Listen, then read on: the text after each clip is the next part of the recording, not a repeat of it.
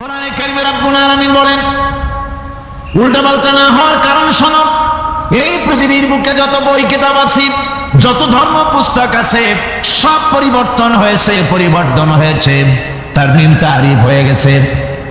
বাইবেলের অবস্থা তো এমন, বাইবেল সম্পর্কে বর্তমানে বলা হচ্ছে ওর ভিতরে আল্লাহর একটা ওয়ার্ড নাই। বর্তমান বাইবেলে আল্লাহর একটা ওয়ার্ড নাই। এত উলট পালট সর্বনাশ হয়ে গিয়েছে। এখন তারা মুসলমানদেরকে গ্রহণযোগ্য করাবার জন্য দেখুন, ষড়যন্ত্র একরকম না, হাজারো রকমের ষড়যন্ত্র। তারা তাদের বাইবেলের মধ্যে এখন লিখতেছে আয়াত নম্বর এত, আগে লিখতো পদাবলী, এত নম্বর পদ, এত নম্বর পদাবলী, এভাবে লিখতো। এখন লিখতেছে আয়াত নম্বর অত, আগে লিখতো সদা প্রভু, এখন লেখে আল্লাহ তাআলা খোদাবন্দ। আখিরাত, রিসালাত, নবুয়ত, এইসব কথাগুলি, ইসলামের মূল পরিভাষাগুলি তারা গ্রহণ করে মুসলমানদেরকে বিভ্রান্ত করার চেষ্টা করে। আমার বন্ধুগণ, সব ধর্মীয় পুস্তকগুলি যেখানে তারমিম তারিফ হয়ে গেল, কোরআনের কোনো পরিবর্তন আজও। কোরআন নাযিল হচ্ছে, রাসূল করিম বুখারী শরীফে এসেছে, প্রতি রমজান মোবারকে হযরতে জিবরাইল আসতেন, হুজুরকে বলতেন, হুজুর আপনি তেলাওয়াত করেন, আমি শুনি, যতটুক নাজিল হয়েছে পড়েন। হুজুর পড়তেন, জিবরাইল শুনতেন, আবার জিবরাইল পড়তেন, হুজুর শুনতেন। এমনি করে করে যে বছর হুজুর ইন্তেকাল করবেন, হুজুরের জীবনের শেষ রমজান মোবারকে কোরআন নাজিল পরিপূর্ণ হয়ে গেছে। হযরত জিবরাইল বলেন, হুজুর কোরআন তো নাজিল তামাম হয়ে গিয়েছে, এবার আপনি পুরা কোরআন পড়ে আমারে শোনান। হযরতে রাসূল পুরাটা পড়ে 30 পারা পড়ে শোনায় দিলেন, জিবরাইল শুনলেন। এবার জিবরাইল বলেন, হুজুর আমি তেলাওয়াত করতেছি, আপনি শুনেন। হযরতে জিবরাইল 30 পারা পড়লেন, হুজুর শুনলেন। আবার হযরত জিবরাইল বলেন, হুজুর আবার আপনি পড়েন। হুজুর পড়লেন, জিবরাইল শুনলেন, আবার জিবরাইল পড়লেন, হুজুর শুনলেন। তার মানে হলো হুজুর যে বছর ইন্তেকাল করলেন, ওই বছরের রমজান মোবারকে হযরত জিবরাইল 2 বার পড়েছেন, হুজুর শুনেছেন, আর হুজুর 2 বার পড়েছেন, জিবরাইল শুনেছেন, যাতে করে একটা জের জবর, একটা আয়াত, একটা সেমিকোলন যদি বাদ না পড়ে যায়। কোরআনে কারীম মুখস্থ করার জন্য আল্লাহ রাব্বুল আলামিন এটাকে স্থায়ী করার জন্য বাধ্যতামূলক করেছেন, নামাজের ভিতরে তেলাওয়াত করতে হবে। মানুষ নামাজের মধ্যে তেলাওয়াত করে সওয়াবের জন্য, সকালে পড়ে, বিকালে পড়ে, অর্থ সহকারে বুঝে পড়ে, রাত্রে পড়ে, দিনে পড়ে। পৃথিবীতে এমন একটা মুহূর্ত নাই যখন কোরআনে কারীম তেলাওয়াত হয় না। জোরে কোন সুবহানাল্লাহ। মানুষ এটাকে তেলাওয়াত করতেছে, মুখস্থ করতেছে। এই কোরআন শরীফের ভিতরে রয়েছে সব কিছু। এর মধ্যে রয়েছে ইতিহাস, এর মধ্যে আছে বিজ্ঞান, এর ভিতরে রয়েছে দর্শন, ভূতত্ত্ব, উদ্ভিদতত্ত্ব, নৃতত্ত্ব, খতত্ত্ব, জ্যোতির্বিজ্ঞান। এর ভিতরে রয়েছে মানুষের পারিবারিক নীতি, সামাজিক নীতি, চুক্তি নীতি, বন্ধু নীতি, যুদ্ধ নীতি, মানুষের যা প্রয়োজন সব কিছু এই কোরআনে কারীমের মধ্যে আল্লাহ পাক সন্নিবেশিত করে দিয়েছেন। জোরে কোন সুবহানাল্লাহি ওয়া বিহামদিহি। আমার ভাইরা, কোরআন এর পরিচয়ের কথা বলতেছিলাম। আল্লাহ পাক কি কোরআন আমাদের শিখালেন, কোন কোরআন আমাদের শিখিয়েছেন, সেই কোরআনের পরিচিতি আপনাদের সামনে আমি তুলে ধরতেছি। আমি নিজে না, এবার কোরআন তার পরিচয় নিজেই দেবে। কেউ যদি কোরআনের কাছে জিজ্ঞাসা করে, কোরআন তুমি কোথা থেকে নাজিল হয়েছ, কে তোমাকে নাজিল করেছে, এই প্রশ্ন যদি কেউ কোরআনের কাছে করে, কোরআন নিজেই তার জবাব দিতে পারে কিনা? কোরআন নিজেই বলেন, তানজিলাম মিম্মান খালাকাল আরদা ওয়াস সামাওয়াতিল উলা। এই কোরআন নাযিল করেছেন তিনি, যিনি ওই সুউচ্চ আকাশ আর জমিনকে যিনি সৃষ্টি করেছেন, সেই আল্লাহ আমারে নাযিল করেছেন। কোরআনের কাছে কেউ যদি প্রশ্ন করে, ও কোরআন এই পৃথিবীতে নাযিল হওয়ার আগে তুমি কোথায় ছিলে, কেউ যদি প্রশ্ন করে, কোরআনে কারীম নিজের পরিচয় শোনায়, আমি কোথায় ছিলাম শোনো। বাল হুয়া কুরআনুম মাজিদুন ফি লাউহিন মাহফুজ। বরং এই কিতাব অতীব মর্যাদা সম্পন্ন, সুরক্ষিত ফলকে লিপিবদ্ধ ছিল। আমি ছিলাম লৌহে মাহফুজে, সেখান থেকে এসেছি।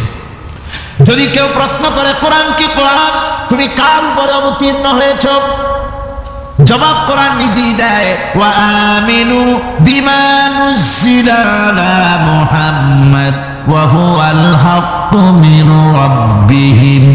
ঈমান আনো সেই জিনিসের উপরে যেটা মুহাম্মদ সাল্লাল্লাহু আলাইহি ওয়াসাল্লামের উপর অবতীর্ণ হয়েছে। আবার অন্য আয়াতেও জবাব পাওয়া যায়, তাবারাকাল্লাযী নাযালাল ফুরকানা আলা আবদিহি লিয়াকুনা লিল আলামিনা নাযীরা। অতীব বরকতপূর্ণ মহান সত্তা সেই আল্লাহ রাব্বুল আলামিন, যিনি তার বান্দার পরে ফুরকান অবতীর্ণ করেছেন। সুবহানাল্লাহি ওয়া বিহামদিহি। কোরআনের নাম আমি বলেছিলাম শুধু কোরআন নয়, অনেক নাম আছে। কোরআনের আরেক নাম ফুরকান। কোরআনের আরেক নাম কি? আল ফারকু বাইনাল হক্কি ওয়াল বাতিল। কোরআন হচ্ছে সেই মহাসত্য যা মিথ্যা এবং সত্যের মধ্যে পার্থক্য সৃষ্টি করে, মঙ্গল এবং অমঙ্গলের মধ্যে পার্থক্য সৃষ্টি করে, যা সত্য এবং মিথ্যার মধ্যে তাফরিকা সৃষ্টি করে, সত্যকে মানুষকে বুঝিয়ে দেয়। তার নাম হচ্ছে ফুরকান। এবার যদি প্রশ্ন করা হয়, কোরআন বুঝলাম তুমি লৌহে মাহফুজে ছিলে, বুঝলাম তুমি নবীজির উপরে নাজিল হয়েছো, এবার বলো তুমি কোন মাসে নাজিল হয়েছো? তুমি তো আসছিলা প্রথম কোন মাসে নাজিল হয়েছো? এই প্রশ্ন যদি কেউ করে, কোরআন তার জবাবে বলবে, শাহরু রমাদানাল্লাযী উনজিলা ফীহিল কুরআন। রমজানের পবিত্র মাসে আমি অবতীর্ণ হয়েছি। সুবহানাল্লাহ। যদি প্রশ্ন করা হয়, রমজানে তো আসছো, কিন্তু প্রথম নাজিল হয়েছিল কোন সময়? ওটা কি দিন ছিল না রাত ছিল? কোরআন তার জবাবে বলে, ইন্না আনজালনাহু ফী লাইলাতিল কদর। কদরের পবিত্র রাতে আমি এই পৃথিবীতে আমার আগমন ঘটেছিল। যদি প্রশ্ন করা হয়, বুঝলাম সবই, কেন নাজিল হয়েছে তুমি? এই পৃথিবীতে তোমার আসার উদ্দেশ্য কি? মূল কাজটা কি? এই প্রশ্ন যদি করা হয়, কোরআনে কারীম তার জবাবে বলে, শোনো কেন এসেছি। লিতুখরিজান নাসা মিনাজ যুলুমাতি ইলান নূর। আমার মিশন হচ্ছে গোটা বিশ্ব মানবতাকে পঞ্জীভূত জমাট বাঁধা অন্ধকারের ভেতর থেকে টেনে বের করে আলোর সন্ধান দিতে, আলোর দিকে আনার জন্য আমি কোরআন নাজিল হয়েছি। গোটা পৃথিবীর মানুষ আছে অন্ধকারের ভিতরে। কিসের মধ্যে? অন্ধকার কি? অন্ধকার হচ্ছে পুঁজিবাদ, অন্ধকার সমাজতন্ত্র, অন্ধকার ধর্ম নিরপেক্ষতাবাদ, অন্ধকার জাতীয়তাবাদ। মানুষের তৈরি করা যত মতবাদ সব কি? জোরে কোন সবগুলি কি? অন্ধকার।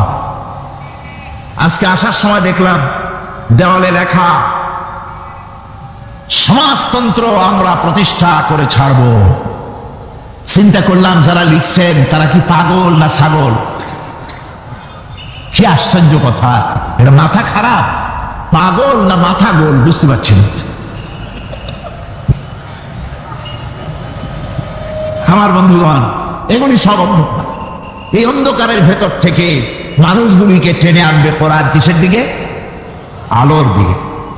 এবার যদি প্রশ্ন করা হয়, বুঝলাম তুমি অন্ধকার থেকে আলোর দিকে নিয়ে আসবে, আলোর দিকে আসলে পরে ফায়দাটা কি হবে? মূল ফায়দাটা বুঝায় দাও, আসল ফায়দা কি হবে তোমারে যদি মানি?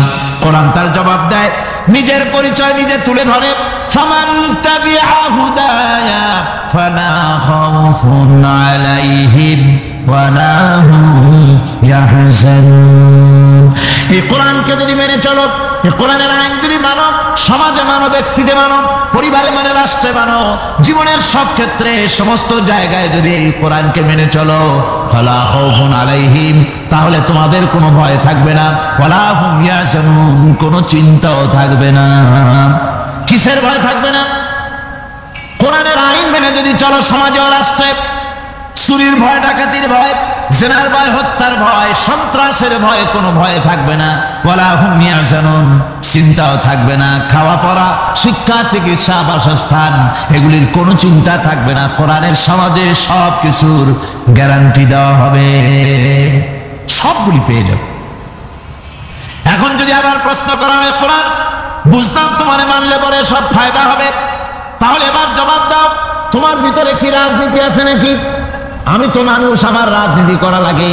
Man is social animal. আমরা তো জঙ্গলের পশু নই, আমরা তো মানুষ, আমাদের সমাজ আছে, আমাদের পৌর নির্বাচন আছে, আমাদের জাতীয় নির্বাচন আছে, আমাদের কলকারখানা আছে, জমিন আছে, আমাদের রাজনীতি, অর্থনীতি, সমাজনীতি আছে, পারিবারিক নীতি আছে, অনেক নিয়ম মালা আছে, নিয়ম নীতি আছে। তোমারে মানলে তোমার ভিতরে কি ওগুলো আছে নাকি সে কথা বলো। কোরআন তার জবাবে বলে وَنَزَّلْنَا عَلَيْكَ الْكِتَابَ تِبْيَانًا لِكُلِّ شَيْءٍ وَهُدًى وَرَحْمَةً وَبُشْرَى لِلْمُسْلِمِينَ। কোরআন জবাবে বলে শুনে রাখো, শুধু অর্থনীতি সমাজনীতি নয়, শুধু রাজনীতি আর শিক্ষানীতি যুদ্ধনীতি নয়, তোমার জীবনে যা কিছু দরকার, ইহকালে যা কিছু দরকার, পরকালে সব কথাগুলি আল্লাহ রাব্বুল আলামিন আমি কোরআনের সিনার ভিতরে খুলে খুলে বর্ণনা করে দিয়েছেন।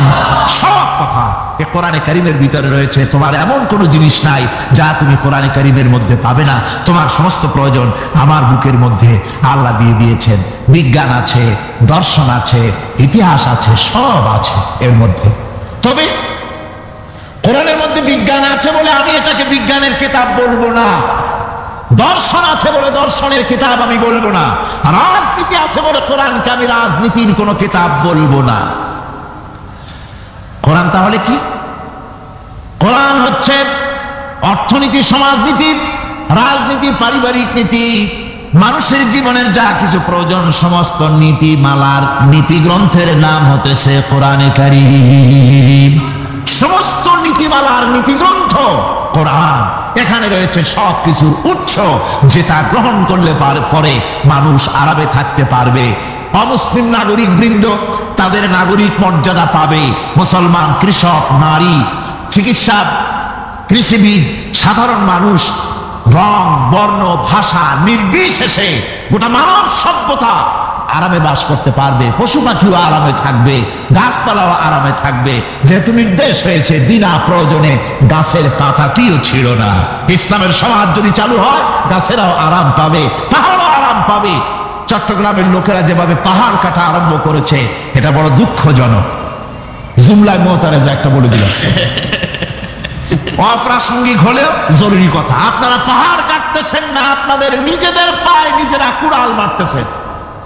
খবরদার পাহাড় কাটবেন না। আল্লাহ প্রকৃতির ভারসাম্য আপনারা নষ্ট করছেন বলে ওজোন স্তরে ফাটল ধরেছে। তা রিপেয়ার করার জন্য আজকে বিশ্বের সব বিজ্ঞানীরা হতাশ হয়ে গিয়েছে, পাগল হয়ে গেছে।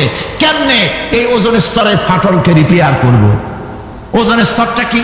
ওজোন স্তর হচ্ছে সুবহানাল্লাহ, আল্লাহর যে কত দয়া। সূর্য, সেই সূর্যের রয়েছে আলট্রা ভায়োলেট রে, যাকে বাংলায় বলা হয় অতি বেগুনি রশ্মি। যে রশ্মিটা সৃষ্টি জগতে যদি আসে আর তা যদি কোনো প্রাণীর শরীরকে টাচ করে, তাহলে সমস্ত প্রাণী ক্যান্সার হয়ে, এক্সিমা হয়ে, বিখাউজ হয়ে, অ্যাজমা হয়ে সমস্ত প্রাণী মরে যাবে, কেউ বাঁচবে না। মারাত্মক রশ্মি। সেই রশ্মিটা যাতে সৃষ্টি জগৎকে টাচ করতে না পারে, সেজন্য আল্লাহ পাক একটা ওজোন স্তর তৈরি করেছেন। ওখানে এসে ওটা বাধাপ্রাপ্ত হয়, পৃথিবীর মাটিতে আসে না। যা কিছু পৃথিবীর মানুষের জন্য, পৃথিবীর জন্য কল্যাণকর, সেগুলি সূর্য থেকে আসতে থাকে। সুবহানাল্লাহ। যেটা ক্ষতিকর সেটা আল্লাহ পাক আটকায় রাখেন। এখন সেই ওজোন স্তরে ফাটল ধরলো। কেমনে ফাটল ধরলো? ফাটল আপনি আমি ধরাইছি। আপনি বলবেন যেটা কেমন কথা, আমি তো ওইখানে যাই নাই, আমি ফাটল ধরাইলাম কেমনে? ওই যে সেই আপনার প্রাইমারি স্কুলে ভিজিট করতে গিয়েছিলেন ইন্সপেক্টর, তারপরে প্রাইমারি হাই স্কুল ভিজিট করতে গেছে, যাই জিজ্ঞেস করছে ছেলেরা কি পড়ছে? বল ইতিহাস। ঠিক আছে, ইতিহাস থেকেই প্রশ্ন করব। বলতো চীনের প্রাচীর কে ভেঙেছে? ছেলেরা জবাব দিচ্ছে না। তুমি বলো, তুমি বলো। কেউ বলছে না। বেঞ্চের কোনা যে ছেলেটি, সে বলছে সর্বনাশ। কেউ যখন স্বীকার করে না, এটা তো আমার মাথায় আসবে। সব শেষ ইন্সপেক্টর তাকে বলছে তুমি বলো তো কে ভেঙেছে চীনের প্রাচীর?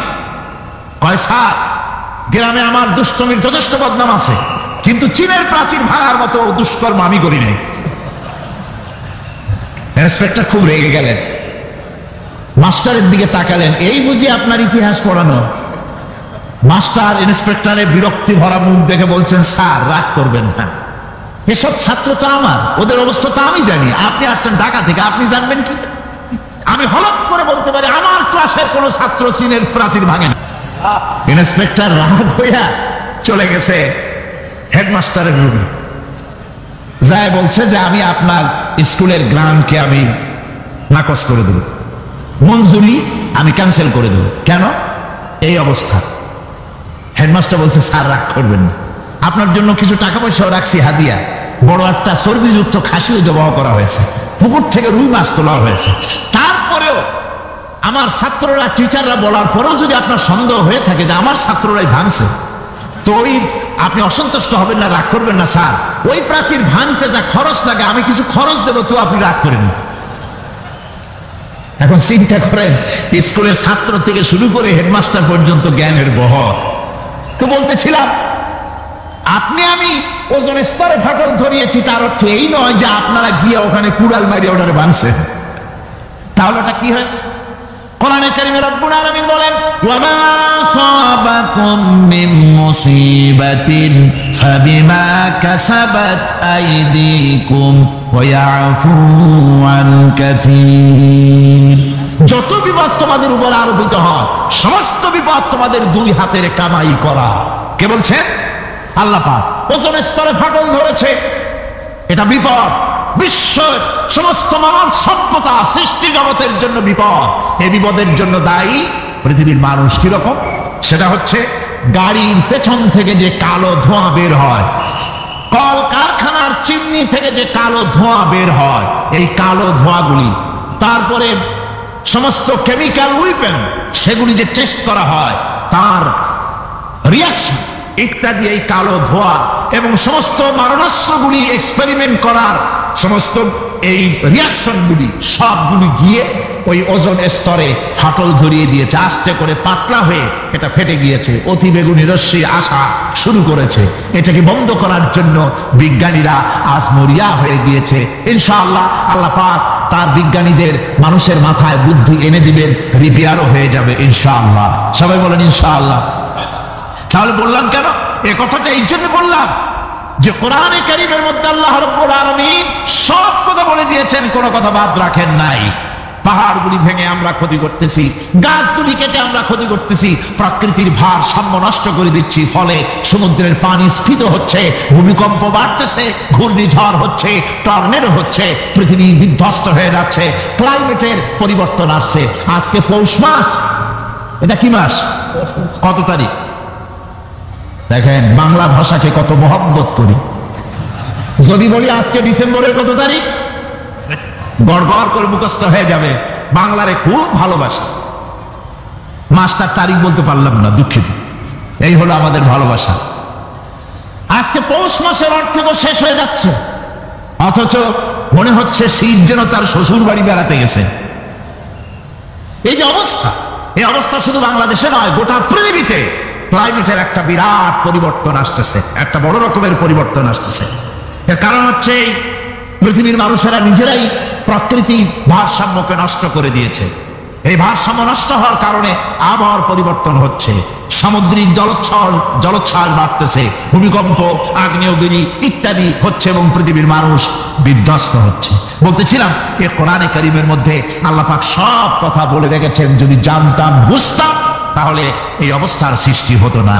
এটা বিজ্ঞানের বই নয়, রাজনীতির বই নয়, সমাজনীতির বই নয়, বরং সমস্ত নীতিমালা উচ্চ জ্ঞানের উচ্চ হচ্ছে আল কোরআন। জ্ঞানের উচ্চ কি? আরো জোরে বলেন, জ্ঞানের উচ্চ কি? আল কোরআন। পবিত্র কোরআনে এমন এমন ঘটনা আল্লাহ পাক বলেছেন যা ষষ্ঠ শতাব্দীর দুনিয়া এ সম্পর্কে কিছুই জানতো না। অবশ্য কিছু কিছু ঘটনা ইহুদিদের কিতাবে অতিরঞ্জিত আকার এবং বিকৃত অবস্থায় এসেছে, কিন্তু কোরআনে কারীম দুনিয়ার মানুষকে আদম সৃষ্টি, নূহের বন্যা, তারপরে মুসা আলাইহিস সালাম ফেরাউনের ঘটনা, ইব্রাহিম আলাইহিস সালামের নমরুদের ঘটনা এবং ইউসুফ আলাইহিস সালামের কাহিনী সবগুলিকে সুন্দর করে কোরআন শরীফ উপস্থাপনা করেছে রাসূলের মাধ্যমে, যা পৃথিবীর ইতিহাসে কেউ জানতো না। সেগুলি আল্লাহ পাক জানাচ্ছেন কিভাবে? কোরআনে কারীম বলছে তিলকা মিন আম্বাইল গায়বি নূহিহা ইলাইকা মা কুনতা তা'লামুহা আনতা ওয়ালা কওমুকা মিন ক্বাবলি হাযা। এ হলো সব অজ্ঞাত ঘটনা, সমস্ত ঘটনাগুলি আল্লাহ পাক তার হাবিবকে শুনিয়ে বলে দিলেন, সব অজ্ঞাত ঘটনা যা তুমি জানতে না, তোমার কোনো জানা ছিল না, আমি ওহীর মাধ্যমে তোমাকে সব জানাইছি। ইউসুফ আলাইহিস সালামকে যখন তার ভাইরা কুয়ার মধ্যে ফেলে দিতেছিল তখন তুমি উপস্থিত ছিলে না, এই ঘটনা ওহীর মাধ্যমে আমি জানালাম। মুসা আলাইহিস সালামকে যখন ফেরাউন দরিয়ার ভিতরে ফেলে দিল, সেই সময় তুমি সিনাই পর্বতের পাশে দাঁড়িয়ে সব দৃশ্য লক্ষ্য করনি, অথচ আমি ওহীর মাধ্যমে সব তোমাকে খুলে খুলে বলে দিয়েছি। আল্লাহ পাক সমস্ত ঘটনাগুলিকে বলে বলে কোরআন শরীফের মধ্যে সব সাজিয়ে দিলেন, বলে দিলেন। তিনি বললেন, ওয়ামা কুনতা বিজানিবিল গারবি ইয কাদাইনা ইলা মুসাল আমরা ওয়ামা কুনতা মিনাশ শাহিদিন। ফিরআউন যে মুসার সঙ্গে যে ব্যবহারটা করলো, এ সময় সেখানে তুমি উপস্থিত ছিলে না, আমি ওহীর মাধ্যমে তোমাকে তা জানিয়েছি। كذلك نقص عليك من أنباء ما قد سبق وقد آتيناك من لدنا ذكرا। আল্লাহ পাক বলেন, এভাবে আমি আপনার কাছে অতীত ঘটনাবলী ওহীর মাধ্যমে নিখুঁত ভাবে আপনার সামনে সব বলে দিয়েছি। আমার ভাইয়েরা, এই বিশ্বলোকে ঊর্ধ্ব লোক সম্পর্কে নিয়ে ভুল তথ্য বর্ণনা আল্লাহ পাক করে দিয়েছেন কোরআনের মাধ্যমে। 1665 খ্রিস্টাব্দে স্যার আইজাক নিউটন তিনি আবিষ্কার করলেন মাধ্যাকর্ষণ শক্তিকে। এই মাধ্যাকর্ষণ শক্তি, ল অফ গ্রাভিটেশন, এ সম্পর্কে মানুষের এই থেকে কিছু জানলো, কিন্তু আজ থেকে 1400 বছর আগে আল্লাহ রাব্বুল আলামিন তার উম্মি নবী, যিনি কোনো বিজ্ঞানাগারে লেখাপড়া করেন নাই, কোনো সায়েন্স রিসার্চ করেননি, যিনি কোনো কলেজ ইউনিভার্সিটিতে পড়াশোনা করেননি, তার মাধ্যমে জানিয়েছেন মাধ্যাকর্ষণ শক্তির কথা। কোরআন বলছে, ইন্নাল্লাহা ইউমসিকুস সামাওয়াতি ওয়াল আরদা আন তাজুলা। এই পৃথিবী এবং সমস্ত গ্রহ উপগ্রহকে আল্লাহ পাক বলছেন, আমি এমন এক শক্তি দিয়েছি যে শক্তির মাধ্যমে একটা আরেকটাকে আকর্ষণ করে রাখছে। এই পৃথিবীতে মাধ্যাকর্ষণ শক্তি শুধু পৃথিবীর নাই, সূর্যের আছে, মঙ্গলের আছে, নেপচুনের আছে, ইউরেনাসের আছে, বৃহস্পতির আছে। প্রত্যেকটি গ্রহে আলাদা আলাদা মাধ্যাকর্ষণ শক্তি আছে, আর এই শক্তির বলে একটা আরেকটাকে টেনে ধরছে যাতে করে বিচ্ছিন্ন হয়ে না যায়, যাতে করে ধ্বংসপ্রাপ্ত না হয়। এগুলি আল্লাহ পাক এই তত্ত্বগুলি কোরআনে কারীমের মধ্যে বলেছেন। ফলে মরিস বুকাইলির মতো লোক, যিনি ফরাসি দার্শনিক, তিনি বলেছেন দুনিয়ার সমস্ত বিজ্ঞানীদের থিওরি হচ্ছে এই যে বিজ্ঞানের কোনো থিওরি ফাইনাল নয়, আজ একটা হচ্ছে, কাল সেটাকে পরিবর্তন করে নতুন আর এক থিওরি আসতেছে। কিন্তু কোরআনে কারীমের মধ্যে আমি, কে বলতেছেন কথা? না না না, মরিস বুকাইলি বলছেন, কোরআন শরীফের ভিতরে আমি যে বিজ্ঞানের তথ্য পেয়েছি, থিওরি পেয়েছি, তার কোনো পরিবর্তন আজও হয় নাই, ভবিষ্যতেও হওয়ার কোনো সম্ভাবনা নাই। মরিস বুকাইলি মনে করেছিলেন বেদ আর বাইবেলে যেমন ভুল আছে, কোরআন শরীফে ওই রকম ভুল আছে, নাউজুবিল্লাহ। সেই জন্য তিনি আরবি শিখলেন কোরআন বোঝার জন্য, ভুল ধরার জন্য। কোরআন শিখলেন কি জন্যে? ভুল ধরার জন্য। আর এমন শেখা শিখছেন, ওই আরবি শিক্ষা মানে আমাদের দেশের লোকদের মতো আনাকুম জানাকুম শেখে নেই, ভালো করেই শিখছে, ভালো করেই মুখস্থ করেছে, তার ভালো করে আরবি শিখেছেন, তারপরে কোরআন শরীফ পড়েছেন, তারপরে তিনি এ কোরআন পড়ে তেলাওয়াত করে বুঝে এরপরে তিনি বই লিখেছেন the Bible, the Quran and science. এই বইয়ের মধ্যে তিনি পরিষ্কার লিখেছেন, কোরআন পড়লাম, এর ভিতরে একটা নক্তা দেওয়ার, একটা কলমের ফোঁটা দেওয়ার জায়গা কারো নাই। কোরআন নিঃসন্দেহে মহান স্রষ্টা আল্লাহ রাব্বুল আলামিনের মানুষের বানানো কিতাব, এটা হতে পারে না। সুতরাং কোরআন শরীফের মধ্যে আল্লাহ পাক সব কথা বলে দিয়েছেন। বিজ্ঞানের সাথে কিন্তু কোরআনের সংঘর্ষ নাই। অনেকে মনে করে যে বিজ্ঞান আর কোরআন এর মধ্যে বিরাট সংঘর্ষ। না, বিরাট সংঘর্ষ নয়, দুই একটা পয়েন্টে সংঘর্ষ থাকতে পারে, অধিকাংশ ব্যাপারই বিজ্ঞান। আমি মনে করি বিজ্ঞানের আবিষ্কার যত বাড়বে, কোরআন বোঝা মানুষের জন্য তত সহজ হবে। এটা আমার ধারণা, এটা আমার ধারণা। বিজ্ঞানের সাথে দুই একটা পয়েন্টের উপরে সংঘর্ষ আছে, যেমন চন্দ্র এবং সূর্য সম্পর্কে, সৌরজগৎ সম্পর্কে Copernicus, Kepler, Galileo, Newton, Einstein মহাশূন্য সম্পর্কে যেসব বক্তব্য রেখেছেন, সেসব বক্তব্যের সাথে কোরআন শরীফের কিছুটা বৈপরীত্য রয়েছে। যেমন কেউ বলেছেন সূর্য ঘোরে, পৃথিবী স্থির, কেউ বলে সূর্যের চতুর্দিকে পৃথিবী ঘোরে, কেউ কয় চন্দ্র ঘোরে, কেউ কয় আমরা কি আর বসে থাকি, আমরাও ঘুরি। কিন্তু আসলে ঘোরে ডাকে কে? ঘোরে। এ ফয়সালা কে দিবে? কে দিবে বলুন তো? হ্যাঁ, ঠিক বলেছেন, আল্লাহই দিবেন। কারণ এগুলি সৃষ্টি করেছেন কে? এবার শুনুন, এই বিতর্কের মীমাংসা আল্লাহ পাক করছেন কোরআনে কারিমে। বহু আগে গ্যালিলিও, কেপলার, কোপারনিকাস এদের বলার অনেক আগে বিশ্বনবী জনাবে মুহাম্মদ রাসূলুল্লাহ সাল্লাল্লাহু আলাইহি ওয়াসাল্লাম তিনি বলে দিয়েছেন, আল্লাহর কথা তিনি বলেছেন, লাশ-শামসু ইয়ানবাগী লাহা আন তুদরিকাল কামারা ওয়ালাল-লাইলু সাবিকুন নাহার ওয়া কুল্লুন ফি ফালাকিন ইয়াসবাহুন। প্রবল জ্ঞানী হইবে যাহারা, আপন মনেতে বুঝিবে তাহারা, রাত্রি পারে না আগে যাইবার দিনের স্থান করে অধিকার। চন্দ্র বাঁধে না সূর্যের গায়েতে, সূর্য পারে না চন্দ্রকে ধরিতে। যার যে স্থান বহাল রাখিয়া ভ্রমণ করিছে খোদাকে ডরিয়া। আল্লাহ রাব্বুল আলামিনকে ভয় করে সব ঘুরছে। চাঁদও ঘোরে, সূর্য ঘোরে, মঙ্গল ঘোরে, ইউরেনাস ঘোরে, বৃহস্পতি ঘোরে, পৃথিবীও ঘোরে। সব ঘুরছে তো ঘুরছেই, বনবন করে ঘুরছে একটা নির্দিষ্ট কক্ষপথে, আপন আপন কক্ষপথে ঘুরছে, যার ফলে অ্যাক্সিডেন্ট হয় না। সুবহানাল্লাহ, জোরে বলেন সুবহানাল্লাহ। নির্ধারিত কক্ষে ঘুরছে, নির্ধারিত কক্ষে ঘুরছে। এর কক্ষগুলি আল্লাহ পাক ঠিক করে দিয়েছেন, সেই কক্ষে ঘুরতেছে, একে অপরের পথ অতিক্রম করতেছে না। আবার ওই মহাশূন্যের ভেতরে রয়েছে black hole. Black hole, black hole কি?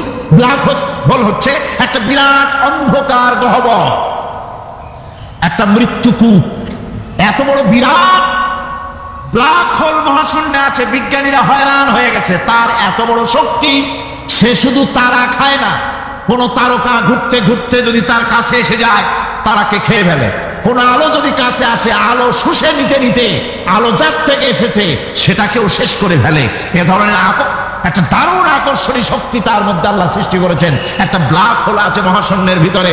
সূর্য, চন্দ্র, গ্রহ, নক্ষত্র, যে সূর্য পৃথিবীর চাইতে 13 লক্ষ গুণ বড়, এমন 2 কোটি সূর্য খাইয়া হজম করতে পারে এত বড় ব্ল্যাক হোল আল্লাহ তৈরি করে রেখেছেন মহাশূন্যের উপরে। রয়েছে মিল্কি ওয়ে, রয়েছে গ্যালাক্সি, অন্তত 10,000 কোটি, 10 সহস্র কোটি তারকা দিয়ে সমৃদ্ধ গ্যালাক্সি মিল্কি ওয়ে, যেটা অন্ধকার রাত্রে, তারকা সজ্জিত রাতে উত্তর দক্ষিণ দিকে টানা একটা পথের মতো দেখা যায়। এটা হচ্ছে গ্যালাক্সি, এটাকে বলা হয় মিল্কি ওয়ে। এটা হচ্ছে ছায়াপথ। অসংখ্য তারকা এর মধ্যে রয়েছে। কত বড় বড় তারকা, অনেক দূরে। তাই আমরা দেখি বিন্দু বিন্দু, আসলে কি বিন্দু না। কত বড় জানেন? বিজ্ঞানীরা বলেছেন দৈত্যের মতো বিরাট বিরাট তারকা আছে, যে সূর্য পৃথিবীর চাইতে 13 লক্ষ গুণ বড়। এরকমের সূর্য অন্তত 3 কোটি সূর্য খাইয়া হজম করতে পারে, এরকম অসংখ্য তারকা মিল্কি ওয়ের ভিতরে আল্লাহ সৃষ্টি করেছেন। সুবহানাল্লাহ বিহামদিহি, সুবহানাল্লাহ।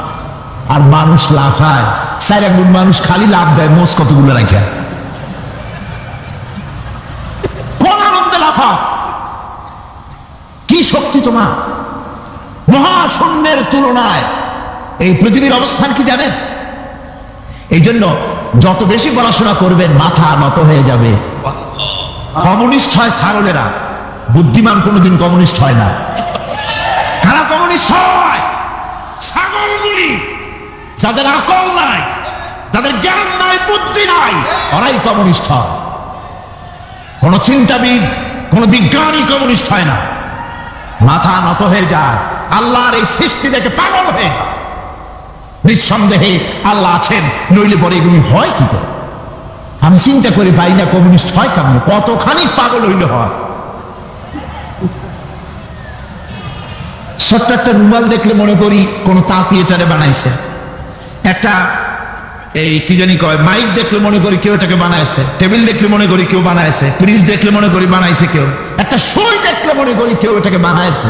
আর এই বিশাল পৃথিবী, ওই বিশাল আকাশ, কমিউনিস্টরা কয় এমনি এমনি হয়েছে। কয় বোতল খায় দৈনিক আল্লাহ জানে।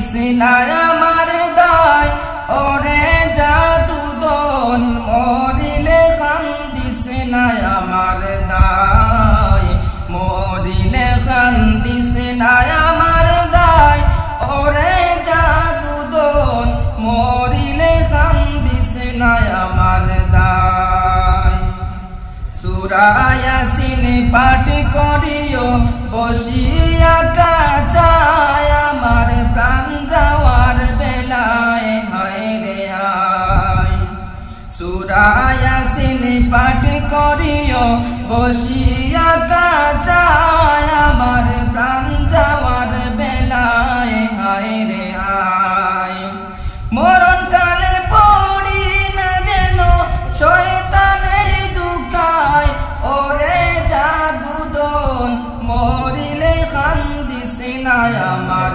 দায় মরিলে খান দিছে না আমার দায় ওরে জাদুদন মরিলে খান দিছে না আমার দায় বুক বান্ধিয়া কাছে বৈশা গোসল করাইবাই কান্দনের বেলায় হায় রে হায় গোসল করিয়া আমায় কান্দিবাই পাশে ভাই রে ভাই বুক বান্ধিয়া কাছে বৈশা গোসল করাইবাই কান্দনের বেলায় হায় রে হায় কান্দনের বদলে মুখে কলেমা পড়িবাই ওরে জাদুদন মরিলে খান দিছে না আমার দায় মরিলে খান দিছে না আমার দায় ওরে জাদুদন মরিলে খান দিছে না আমার দায় কাপন পিন্দাইয়া তোর গোলাপ দিয়া গায়ে যখন বিদায় করিবাই হায় রে হায় কাপন পিন্দাইয়া তোর গোলাপ দিয়া গায়ে যখন বিদায় করিবাই হায় রে হায় তেলাওয়াতের দড়ি যেন গড়ে শোনা যায় ওরে জাদুদন মরিলে খান দিছে না আমার দায় মরিলে খান দিছে না আমার দায় ওরে জাদুদন মরিলে খান দিছে না আমার দায় আমার বন্ধুগণ মাথা নত হয়ে আসবে চিন্তা করলে কি বিশাল সৃষ্টি আল্লাহ পাকের এই ছায়াপথ এই গ্যালাক্সি এর তুলনায় পৃথিবীর অবস্থান কোথায় পৃথিবীর অবস্থানটা হচ্ছে আমার হাতে একটি কলম এই কলমটা কাগজের উপরে আমি যদি নিপটা রাখি কাগজের ভিতরে নিপে যতটুকুন জায়গা টাচ করবে মহাশূন্য গ্যালাক্সি মিল্কি ওয়ে আল্লাহর এই মহাশূন্যের তুলনায় পৃথিবীর অবস্থান একটা কলমের নিপে যতটুকুন জায়গা নেয় এর থেকে বেশি নয় এই যদি হয় পৃথিবী তাহলে সেই পৃথিবীর মানুষ আপনি কতটুকুন সলিমুদ্দি বসিরুদ্দি খালি লাফা আমার বন্ধুগণ লাভের চোটে বলে হ্যান করেঙ্গে ত্যান করেঙ্গে লাঠি কে আমদার মুগুর ভরেঙ্গে কয়দিন পর শোনা যায় শীতের পড়ছে কিছু নাই সুতরাং আল্লাহ পাকের অসীম সৃষ্টি জগৎ এর সঙ্গে বিজ্ঞানের সংঘর্ষ কম দুই একটা পয়েন্টে আছে বাকি সবগুলিতে বিজ্ঞানের আবিষ্কার যত বাড়তেছে আল্লাহরে চেনা সৃষ্টি জগৎকে জানা মানুষের জন্য তত সহজ হচ্ছে এই কথাগুলি আমি সামনের দিকে আরো বলবো ইনশাআল্লাহ সবাই বলেন ইনশাআল্লাহ যাতে আমাদের বুঝে আসে আর রহমান আল্লামাল কোরআন কোরআন শিখিয়েছেন আমাদেরকে রহমান এমন নিয়ামত দিয়েছেন যার মধ্যে সব আছে মানব সৃষ্টির ব্যাপারে নির্ভুল তথ্য যদি পেতে হয় তাহলে কার কাছে যাব জোরে কোন আল্লাহর কাছে যেতে হবে আর আল্লাহর কাছে না যাইয়া মানব সৃষ্টির রহস্য যদি জানতে যাই ডারউইনের কাছে তাহলে আপনার মামু হবে সুন্দরবনের বান্দরেরা ঠিক কিনা বান্দরেরা হবে মামু সিম্পাজি ওরাং ওটাং হবে আপনার নানার দাদা। তার কারণ দারুইন সাহেব বলেছেন মানুষ এর পূর্বপুরুষ হলো বাঁদর, সিম্পাজি ওরাং ওটাং এটা হলো তার থিওরি অফ ইভলিউশন। এই বিবর্তনবাদের থিওরি পেশ করতে গিয়ে তিনি বলেছেন মানুষ হলো বান্দরের জাত। আরে বেটা তুই বান্দরের জাত। নিজের লেজ কাটিয়া সকলের লেজ কাটা আরম্ভ করতে যাচ্ছে।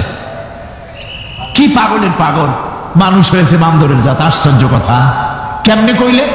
তো বললো যে সিম্পাজি দেখছে, তো সে সিম্পাজি দেখে তার মনে হয়েছে যে মানুষ ওইরকমই তো দেখা যায়, তো মানুষ বুঝি বান্দর থেকেই আসছে।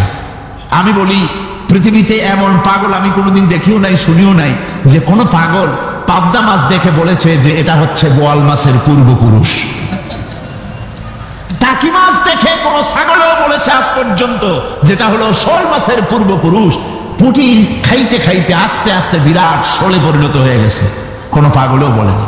আচ্ছা মেনে নিলাম দারুইন সাহেবের থিওরি, মেনে নিলাম এক সেকেন্ডের জন্য যে বান্দর থেকেই মানুষ হয়েছে। এখনো তো বানর প্রজাতি আছে না শেষ হয়ে গেছে? আছে কিনা? তাহলে সুন্দরবনে যান, যে দেখুন কোন বাঁদর কি এ পর্যন্ত দেখা গেছে যে কোমর পর্যন্ত মানুষের মতো হয়ে গেছে? আর একটু দুধ আর পনির আর একটু এই শুটকি মাছ লোটটা ফিস খাওয়াইলে আর কদিনের মধ্যে এই বান্দরটা মানুষ হয়ে যাবে। হয়েছে এরকম? বাঁদরের 12 আনা মানুষ হয়ে গেছে, 14 আনা মানুষ হয়ে গেছে, আর অল্প একটু বাকি। এরকম দেখা গেছে কোথাও? দেখা যায়। এগুলি পাগলামি কথা, পাগলামি। মানুষ বানর থেকে আসেনি, মানুষ ওরাং ওটাং থেকে আসেনি, মানুষ সিম্পাজি থেকে আসেনি। মানুষ এসছে কোত্থেকে? এটা জানতে হলে এই নির্মূল তথ্য জানার জন্য আসতে হবে কোরআনের কাছে। কার কাছে? আল্লাহ রাব্বুল আলামিন তার হাবিবের মুখ থেকে মানব সৃষ্টি রহস্য তিনি উদ্ঘাটন করে দিয়েছেন। তিনি বলেছেন, দুনিয়াবাসীকে শুনিয়েছেন, ফালইয়ানজুরিল ইনসানু মিম্মা খুলিক খুলিকা মিন মাইন দাফিকিন ইয়াখরুজু মিন বাইনিস সুলবি ওয়াত তারাইব। আল্লাহ পাক বলেন মানুষ কি তার সৃষ্টি রহস্য দেখে না? কেমনে তাকে আমি সৃষ্টি করেছি? মায়ের বক্ষ পিঞ্জর থেকে, বাপের পৃষ্ঠ থেকে সবেগে নির্গত এক ফোঁটা নাপাক পানি দিয়ে আমি আল্লাহ মানুষকে সৃষ্টি করেছি। বান্দর থেকে নয়, ওরাংওটাং থেকে নয়, সিম্পাজি থেকে নয়। মানুষের অরিজিন মানুষ আদম থেকে তোমরা জন্মগ্রহণ করেছো। আদম এসেছে মাটি থেকে, তোমরা এসেছো আদম থেকে। সুবহানাল্লাহ ওয়া বিহামদিহি। এটাই হলো মানব সৃষ্টির রহস্যের কথা আল্লাহ পাক বলে দিয়েছেন। অন্যত্র আল্লাহ বলেন, ইন্না খালাকনাকুম মিন তুরাবিন সুম্মা মিন নুতফাতিন সুম্মা মিন আলাকাতিন সুম্মা মিন মুদগাহ। নিষ্প্রাণ মাটি থেকে তোমার উৎপত্তি হয়েছে, আর এই নিষ্প্রাণ মাটি দিয়ে তোমাকে তৈরি করা হয়েছে। এগুলি মাতৃগর্ভের ভিতরে গিয়া নাপাক পানি ফোঁটা জমাট রক্ত হয়েছে, গোশত হয়েছে, তারপরে মানুষের আকৃতি দিয়েছি, আর এরপরে বাচ্চার আকারে মায়ের পেট থেকে আমি আল্লাহ মানুষ করে তোমাকে বের করেছি। সুতরাং মানব সৃষ্টি রহস্যের কথা বিজ্ঞানের সাথে যেটা সাংঘর্ষিক হবে কোরআনের সাথে, আমরা সেটা মানতে পারি না। আমাদেরকে মানতে হবে মূল জ্ঞানের কিতাবটা। মূল জ্ঞানের কিতাব কোনটা? জোরে কন্ত কোনটা? এখানে সব কথা আল্লাহ আল কোরআন। কোরআন শিখিয়ে মানুষকে আল্লাহ পাক সবচাইতে বড় দয়া করেছেন, এর থেকে বড় দয়ার হয় না। কোরআন শিখিয়েছেন আমাদের, যার মধ্যে সমস্ত তথ্যের কথা আল্লাহ পাক বলেছেন। The universe and doctor Einstein বইয়ের ভিতরে লেখা হয়েছে যে একদিন এমন হবে যখন ধীরে ধীরে সূর্য তার আলো হারিয়ে ফেলবে, চন্দ্র নিষ্প্রভ হয়ে যাবে, আর পৃথিবী আস্তে আস্তে তার গতি হারিয়ে ফেলবে। একথা আজকের বিজ্ঞানীরা অথবা আজ থেকে কয়েক বছর আগের বিজ্ঞানীরা একথা বলছেন। কিন্তু রাসূল করিম সাল্লাল্লাহু আলাইহি ওয়াসাল্লামের মুখ থেকে আজ থেকে 1400 বছর আগে, যিনি বিজ্ঞানাগারে মোটেও পড়াশোনা করেননি, লিখতে জানেন না, পড়তে জানেন না, সই করতে জানেন না, বিজ্ঞান আসছে কথা বলছে, সেই কথা 1400 বছর 1500 বছর আগে রাসূল করিমের মুখ থেকে আল্লাহ পাক বলছেন। কোরআনে কারীম বলছে, ইয়াসআলু আইয়ানা ইয়াউমুল কিয়ামা ফাইদা বারিকাল বাসারু ওয়া খাসাফাল কামারু ওয়া জুমিআশ শামসু ওয়াল কামার। হে রাসূল, রাসূলের কাছে জিজ্ঞাসা করে কিয়ামত কবে হবে? আল্লাহ পাক বলেন বলে দিন, যেদিন চন্দ্র তার আলো হারিয়ে ফেলবে, যেদিন সূর্য তার আলো হারিয়ে ফেলবে, আর চন্দ্র আর সূর্য সব একাকার হয়ে যাবে। আবার বলছে চাঁদে আলো থাকবে না, সূর্য আগের থেকে তার উত্তাপ এবং আলো স্তমিত হতেছে, এবং হতে হতে এমন এক পর্যায়ে আসবে তখন সূর্য আলো হারিয়ে ফেলবে। বিজ্ঞানীরা গত 4-5 বছর আগে এই বক্তব্য রেখেছেন, কিন্তু 1400 বছর আগে বিজ্ঞানের লালনাগারে লেখাপড়া না করে হুজুরের মুখ থেকে আল্লাহ কথা বলে দিয়েছেন। তাহলে বিজ্ঞানের আসল কিতাব কোনটা? জোরে বলেন কোনটা? আল্লাহ পাক আরো বলেন, ইযাশ শামসু কুবিরাত ওয়া ইযান নুজুমু কাদারাত ওয়া ইযাল জিবালু সুজ্জিরাত। তারকাগুলি, সূর্যের আলো থাকবে না, নক্ষত্রগুলো স্থানচ্যুত হয়ে যাবে, কক্ষচ্যুত হয়ে যাবে, পাহাড়গুলিকে পরিচালিত করে দেওয়া হবে, কিছুই থাকবে না, সব শেষ হয়ে যাবে। বিজ্ঞানীরা আজ বলতেছে যে সব শেষ হয়ে যাবে, কিছুই থাকবে না, সব শেষ হবে। বিজ্ঞানীরা বলতেছেন, কোরআন অনেক আগে বলেছে, কুল্লু মান আলাইহা ফান ওয়া ইয়াবকা ওয়াজহু রাব্বিকা যুল জালালি ওয়াল ইকরাম। সব শেষ হয়ে যাবে, বিশ্বে যা কিছু আছে সব লয় হবে, ক্ষয় হবে, ধ্বংস হবে, কিচ্ছু থাকবে না, থাকবেন শুধু আল্লাহ সুবহানাহু ওয়া তাআলা। সুবহানাল্লাহি ওয়া বিহামদিহি। কোরআনে কারীম এ কথা বহু আগে আমাদেরকে জানিয়ে দিয়েছে। সুতরাং আসল জ্ঞানের কিতাবটাই হচ্ছে কোরআনে কারীম। এই কোরআনের কাছে আমরা যত যেতে পারবো, যত কোরআন বুঝতে পারবো, ততই আমাদের জন্য আমরা সমৃদ্ধ হতে পারবো, আমাদের উপর আল্লাহর রহমত আসবে, আমরা সমাজ চালাতে পারবো, আমরা দেশ চালাতে পারবো, আমরা দুনিয়ায় শান্তি পাবো, আমরা আখিরাতেও মুক্তি লাভ করতে পারবো। কোরআনে কারীম সমস্ত বিজ্ঞানের উৎস, দর্শনের উৎস। এইটা না জানলে কিছুই জানা হয় না, এইটা জানা হলে সব জানা হয়। পণ্ডিত আপনার ডক্টর শহীদুল্লাহ, আল্লাহ জান্নাত নসিব করুন, সবাই বলুন আমিন। তিনি বলতেন, বড় বড় সেমিনারে গিয়ে বলতেন তিনি, যে আপনারা যারা বক্তব্য রাখতে এসেছেন, জনগণকে বলছি না, যারা বক্তব্য রাখতে এসেছেন, এমএ পাস করেছেন, ডিগ্রি করেছেন, পিএইচডি করেছেন, এভারসিএস করেছেন, বহু কিছু ডিগ্রি আপনারা লাভ করেছেন, নামের আগে 6 হাত লম্বা ডিগ্রি আপনারা লাগাইছেন, আপনারা পণ্ডিত ঠিকই, কিন্তু এই কোরআন শরীফের জ্ঞান যদি আপনাদের না থাকে, আপনারা পণ্ডিত, তবে আপনারা মূর্খ পণ্ডিত। কি পণ্ডিত? কি পণ্ডিত? মূর্খ পণ্ডিত। ওরা বলে যে মৌলবীরা জানে কি, মৌলবীরা জানে কি? আরে ভাই, মৌলবীদের কাছে তো আসল জ্ঞান আছে। সুবহানাল্লাহ ওয়া বিহামদিহি। এখানে সবটা আছে। আপনারা এখানে আসেন, এটা বিশ্বাস করলে আপনি সবটা পেয়ে যাবেন। কোরআন বিশ্বাস করতে পারলে, কোরআন জানতে পারলে আপনি সব জানবেন। কোরআনে কারীমের মধ্যে আল্লাহ পাক কত কথা বলেছেন, এর মধ্যে আছে আল্লাহ পাক বলেছেন, আফালা ইয়ানজুরুনা ইলাল ইবিলি কাইফা খুলিকাত। এই যে আমি উটগুলারে বানাইছি, কেমনে বানাইলাম তোমরা কি দেখছো? উট কেমনে বানিয়েছি? মুফাসসিরিনে কেরাম এর উপরে অনেক আলোচনা করেছেন। তারা বলেছেন যে উট মরুভূমির জাহাজ, তারপরে উটের পিঠে একটা চুট আছে, কোন কোন উটের পিঠে 2টা চুট আছে, মাঝখানে বসে একটারে হেলান দিয়ে আর একটা ধরে বসা যায়। আমি দেখছি 2টা চুটওয়ালা উট, আফ্রিকান উট আমি দেখেছি, যে চুট সুবহানাল্লাহ, দেখলে অবাক হয়ে যেতে হয় যে আল্লাহর কি কুদরত। উটের পৃষ্ঠে 2টা চুট, মাঝখানে আপনি বসবেন, পিছনেরটা একটা সোফা সেটের মতো, পিছনে হেলান দিলেন, আর সামনে যখন সে মরাল সম চড়াই উত্তরাই পথ দিয়ে নামা ওঠা করবে, তখন আপনি যেন পড়ে না যান, সেজন্য সামনেরটা বুকের সাথে জড়ায় ধরবেন। এরপরে কি সৃষ্টি আল্লাহর, সুবহানাল্লাহ ওয়া বিহামদিহি। জিরাফগুলি দেখুন, জিরাফগুলি তার মাথা কত বড় উঁচা। লন্ডন জুতে জিরাফ দেখলাম, সে জিরাফের দেহ থেকে তার মাথাটা 22 ফিট উঁচা।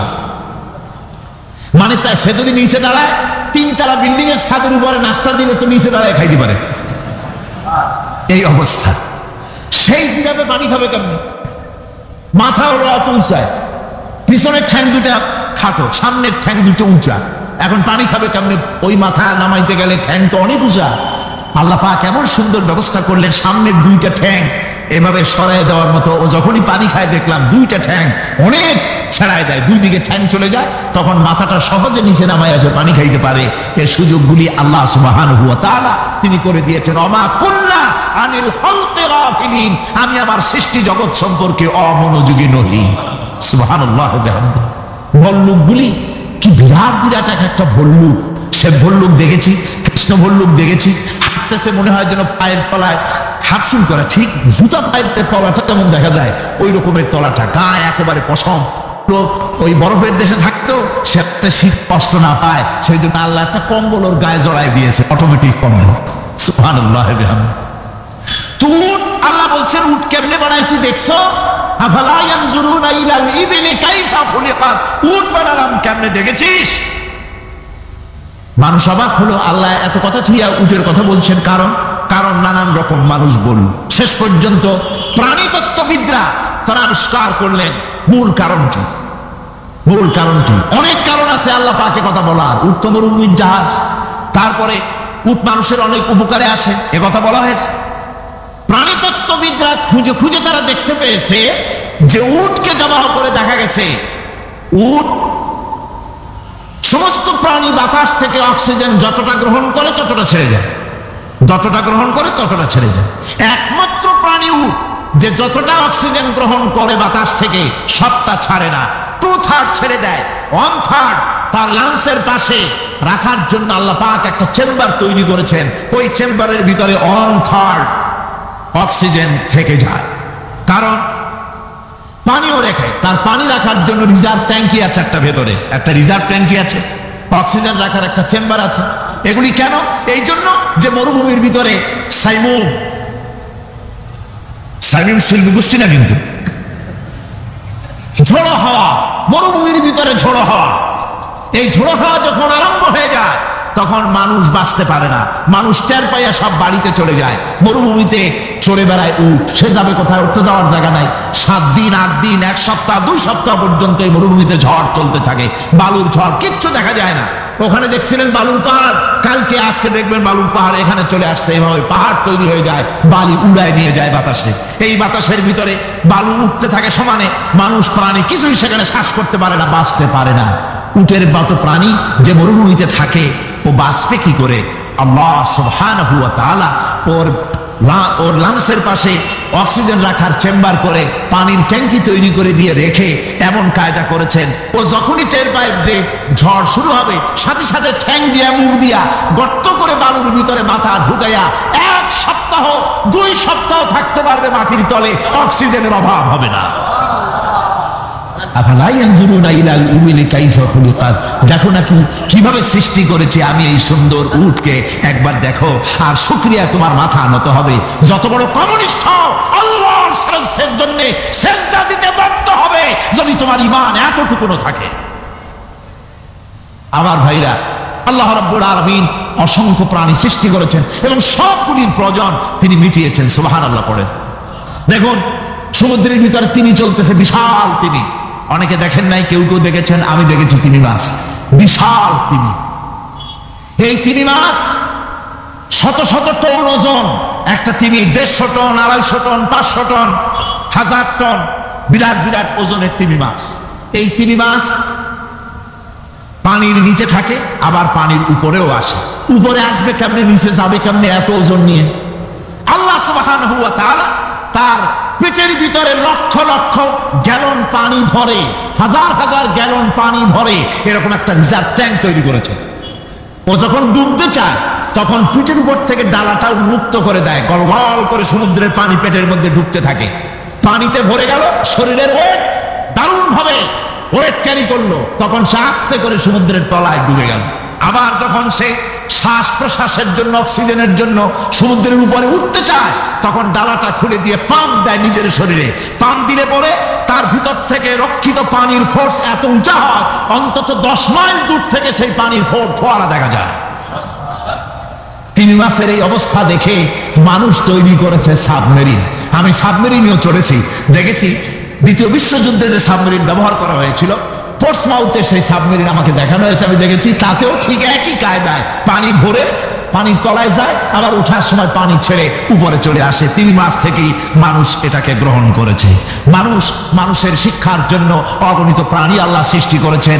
বিজ্ঞানের সাথে তাই কোরআনের সংঘর্ষ নাই। বিজ্ঞান মানুষকে যত বেশি আবিষ্কার করবে, বিজ্ঞান কোরআন বোঝা মানুষের জন্য তত সহজ হবে। আর আপনারা যত জ্ঞানী হবেন, কোরআন যত পড়বেন, মাথা তত নত হবে। তুলা গাছের ফল যত পাকে তত গাছ কি হয়, ডালগুলো কি হয়, উপরে উঠে যায়। বোঝেন না কেন? তুলা গাছ নাই আপনাদের দেশে? তুলারে কি কয় চট্টগ্রামে? তুলা গাছে কি কয়? তুলা গাছ। তুলা গাছের ফল যত পাকে তত গাছের ডাল কি হয়? যখন কাঁচা থাকে তখন নিচে থাকে, ডাল ঝুঁকে পড়ে, আর পাকলে পরে উপরে উঠে যায়।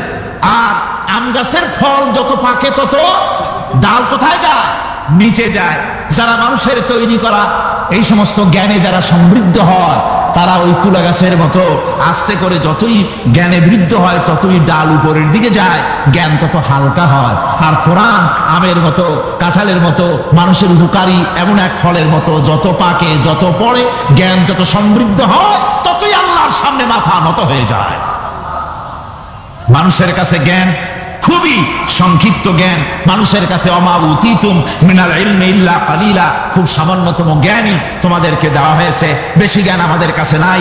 সবচাইতে বড় জ্ঞানের উৎস আল্লাহ সুবহানাহু ওয়া তাআলা, জ্ঞানের উৎস হচ্ছে কোরআনে হাকিম। সেই কোরআন থেকে আল্লাহ পাক দয়া করে আমাদেরকে কোরআন শিখিয়েছেন। জোরে কোন সুবহানাল্লাহি ওয়া বিহামদিহি। এই কোরআনের সব কথা আল্লাহ আর রহমান আল্লামাল কোরআন, আল্লাহর সবচাইতে বড় দয়া আমাদেরকে কোরআন শিখিয়েছেন। জোরে কোন সুবহানাল্লাহ। সেই কোরআনের মর্যাদা, সেই কোরআনের শিক্ষা, সেই কোরআন দিয়ে আমাদের কি ফায়দা ইত্যাদি কথা আমি ধীরে ধীরে আপনাদের সামনে আলোচনা করব ইনশাআল্লাহুল আজিজ। সবাই বলেন আমিন। আমার ভাইরা, এই আলোচনা থেকে কেউ মাহরুম হবেন না, এই আলোচনা থেকে কেউ মাহরুম হবেন না।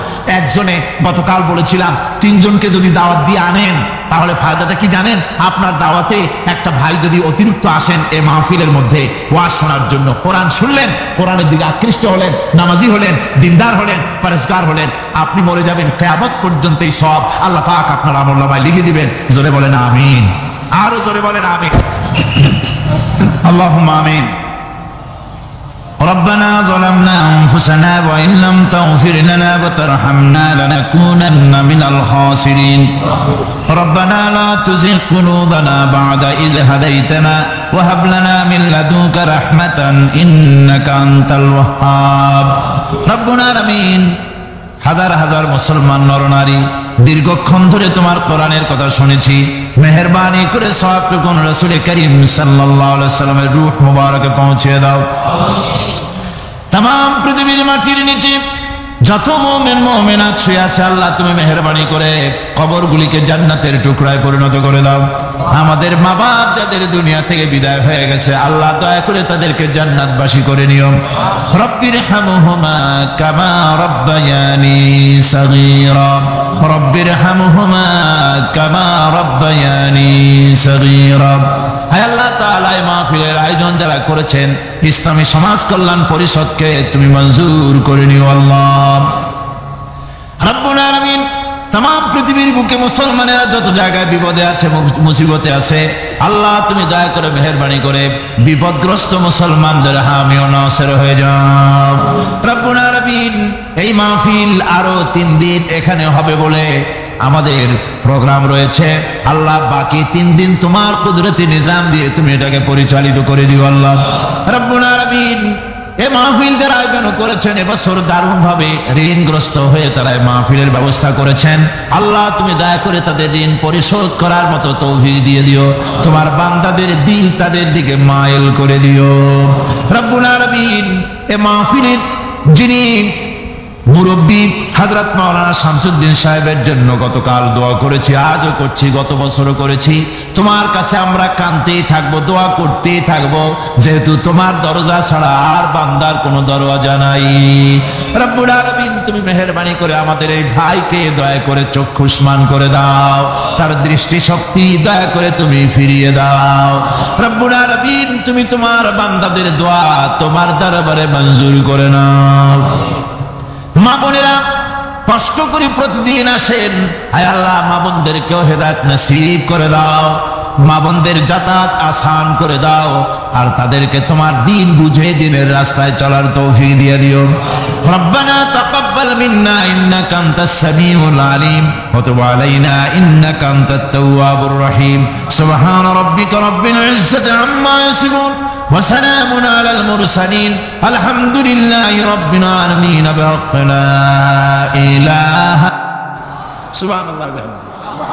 তাকে কেউ জন্ম দেয়নি, তিনিও কাউকে জন্ম দেননি। তিনি এক, তিনি ছিলেন, তিনি আছেন, তিনি থাকবেন। তার শুরুও নাই, তার শেষও নাই। সুবহানাল্লাহ। এই আল্লাহ রাব্বুল আলামিন, তার পরিচয় আয়াতুল কুরসি সার্বভৌমত্বের পরিচয় দিয়েছে, আল্লাহর পরিচয় দিয়েছে। আল্লাহ তিনি খালিক। মানব সৃষ্টির এবং পৃথিবীর সৃষ্টির ইতিহাস ঘাটলে মানুষের যদি কিসমত ভালো থাকে তাহলে আল্লাহর সান্নিধ্য, আল্লাহর অস্তিত্ব সম্পর্কে জ্ঞান তাকে আল্লাহ পাক দান করে দেন। সুবহানাল্লাহ। পৃথিবীর সৃষ্টির ব্যাপারে বুদ্ধিজীবীরা কি বলছেন দেখুন। পৃথিবীর সৃষ্টির ব্যাপারে বিজ্ঞানীরা বলছেন যে এই পৃথিবী এরকম ছিল না। তো কি রকম ছিল?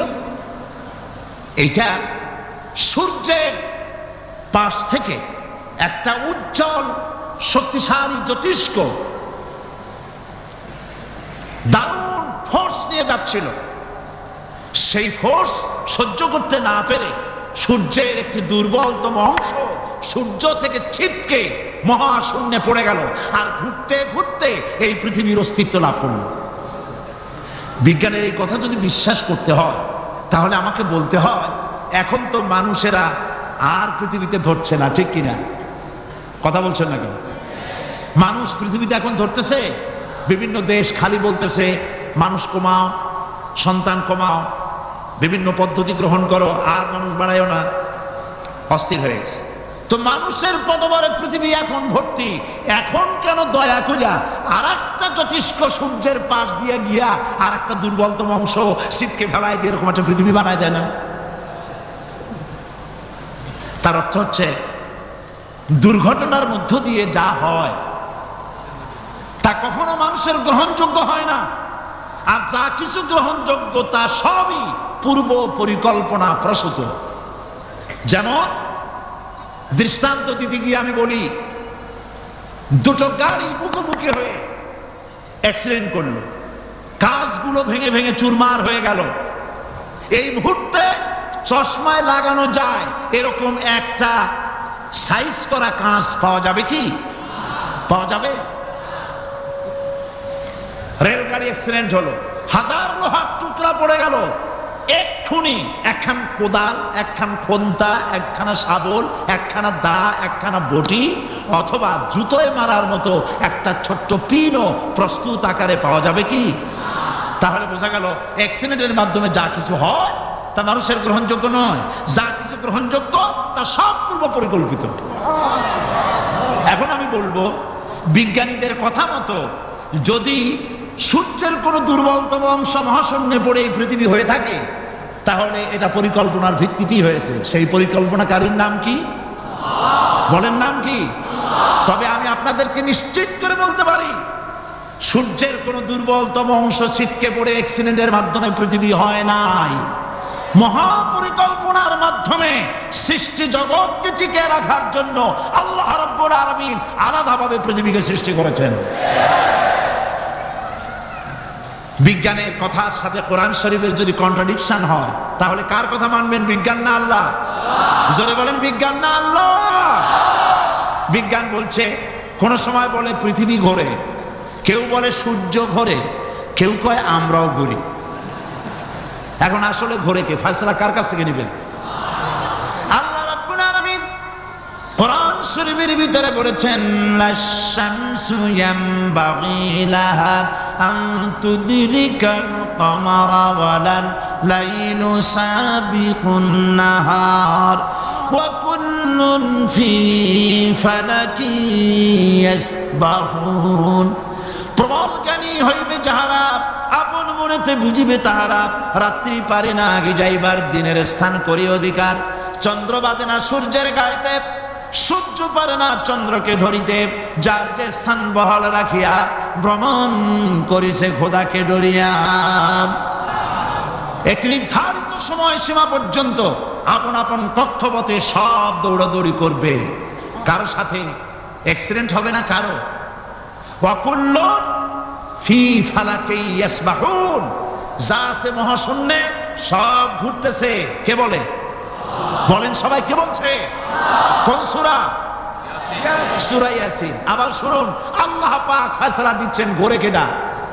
শুধু সূর্য ঘোরে না, শুধু চন্দ্র ঘোরে না, আল্লাহ মহাশূন্যে যা রেখেছেন সব ঘুরতেছে, সবই সন্তরণশীল, সব গতিশীল। সুতরাং ফয়সালা তো আল্লাহর কাছ থেকে নিতে হবে। পৃথিবী সৃষ্টি করেছেন, মানব গোষ্ঠী সৃষ্টি করেছেন এবং মানুষের প্রয়োজন মিটিয়েছেন। এই মানুষগুলি কি কে সৃষ্টি করেছে? মানুষ সৃষ্টির ব্যাপারেও দার্শনিকরা মানুষদেরকে বিভ্রান্ত করে। যা কলেজে বিশ্ববিদ্যালয়ে পড়ানো হয়, এই কোরআন শরীফ বিশ্ববিদ্যালয়ে পড়ানো হয়? হ্যাঁ হয়। কয়েকটা আয়াত, কয়েকটা সূরা পরীক্ষায় পাশ করার জন্য একটু একটু অপশনাল রেখে দেওয়া হয়েছে। বর্তমান যে শিক্ষা কমিশন, শামসুল হক শিক্ষা কমিশন রিপোর্ট মন্ত্রী পরিষদে অনুমোদন করেছে বর্তমান সরকার। এই শিক্ষানীতিতে বলা হয়েছে ক্লাস 1 থেকে নিয়ে ক্লাস 5 পর্যন্ত ধর্মীয় শিক্ষা দিতে দেওয়া হবে না। তাহলে ক্লাস 5 পর্যন্ত যদি ধর্মীয় শিক্ষা না থাকে, তাহলে ক্লাস 6-7-এ ওঠার পর আলিফ জাওরা বাজাবর বা আনাকুম জানাকুম ছেলেরা পড়বে?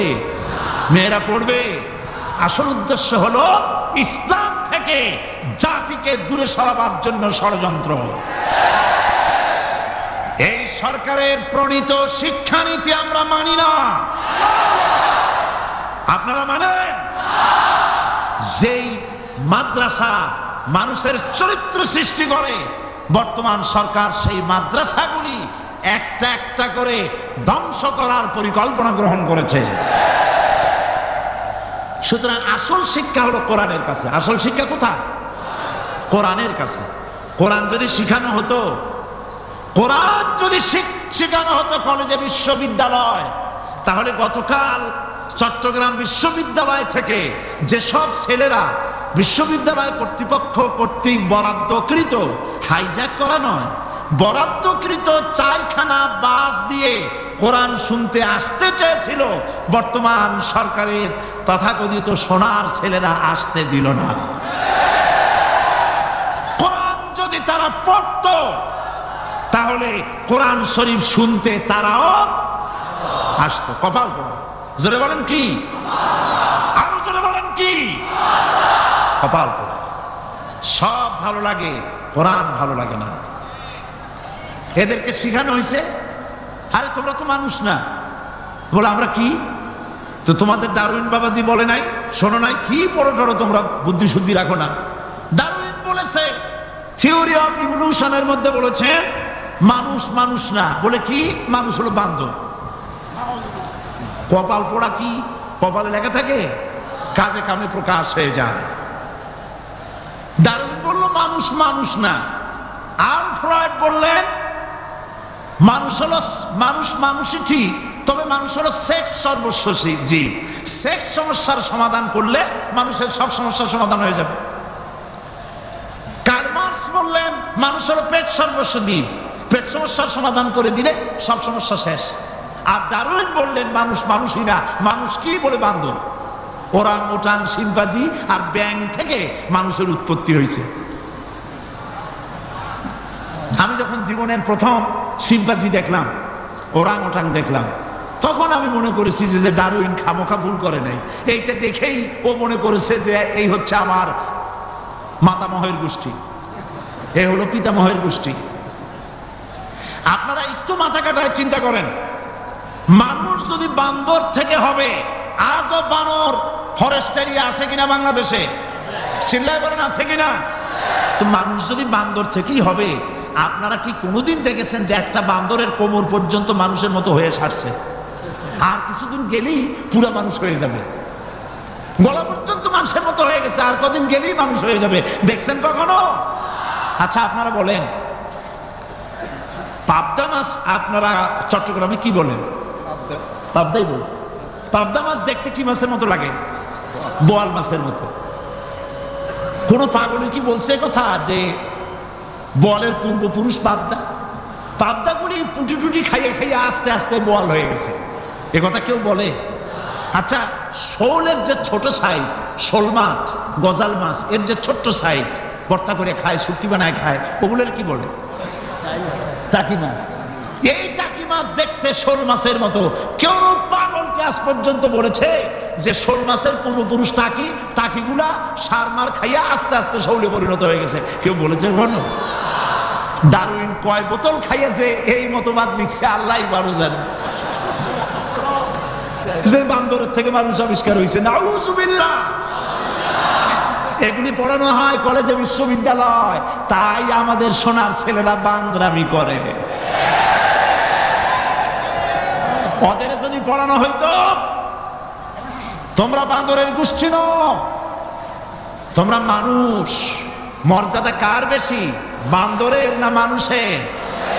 এ পৃথিবীর প্রথম মানুষকে আদম আলাইহিস সালাম। আদম হইছেন কি দিয়ে? মাটি দিয়ে। আল্লাহ রাব্বুল আলামিন যিনি মানুষ সৃষ্টি করেছেন তিনি কোরআন শরীফের ভিতরে বলে দিয়েছেন, আমি প্রথমেই বলেছি আপনারা লক্ষ্য করুন, এই কোরআন তাবিজের কিতাব নয়, এই কোরআন তদবিরের কিতাব নয়, ঝাড়ফুঁকের কিতাব নয়। কোরআন হলো পৃথিবীর মানুষের জন্য কোড অফ লাইফ, পূর্ণাঙ্গ জীবন বিধান। সব কিছু আল্লাহ পাক কোরআনের ভিতরে বলে দিয়েছেন, কোনো জিনিস বাদ দেন নাই।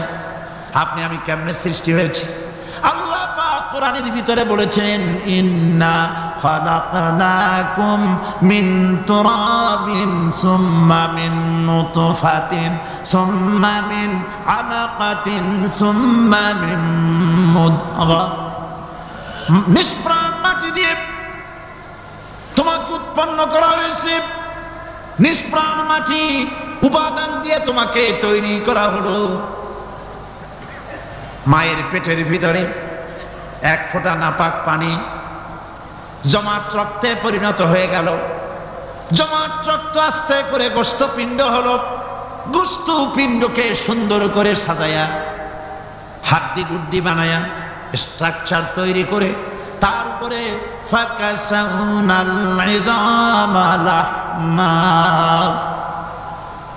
চামড়া দিয়ে গোশত দিয়া সাজায়া সুন্দর করে বানানা।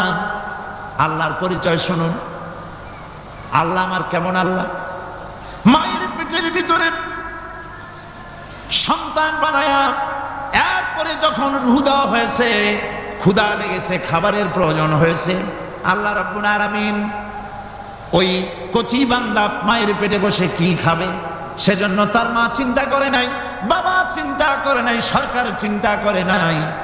আল্লাহ রাব্বুল আলামিন মায়ের মাসিক অসুখকে বন্ধ করে দিয়ে সন্তানের নাভির সাথে আর মায়ের নাভির সাথে তার লাগায়া, পাইপ লাগায়া মায়ের মাসিক অসুখের রক্তগুলি দিয়ে সন্তানকে বড় বানালেন।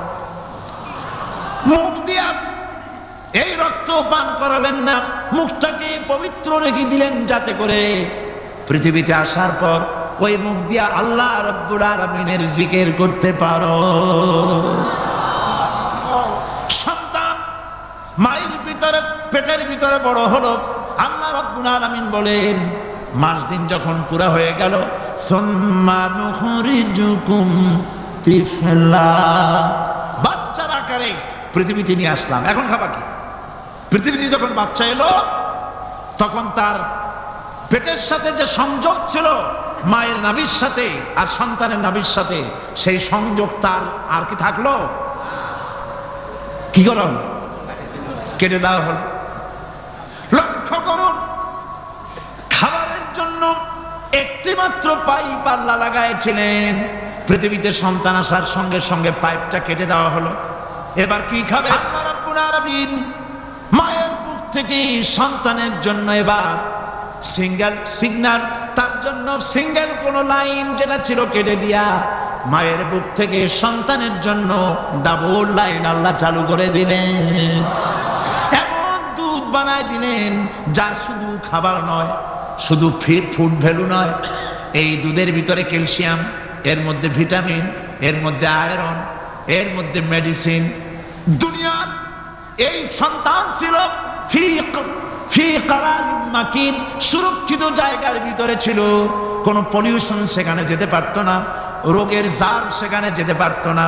দুনিয়ায় এলো দূষিত আবহাওয়ার ভিতরে, এই সন্তানকে এখনই অ্যান্টিবায়োটিক খাওয়ালে পরে অসুবিধা হবে। আল্লাহ রাব্বুল আলামিন মায়ের দুধের ভিতরে ঔষধ দিয়া রোগের প্রতিষেধক বানায়া দিলেন। এ হলো আমার আল্লাহ। এ আমার কে? আল্লাহ। জোরে বলেন আল্লাহ। আল্লাহ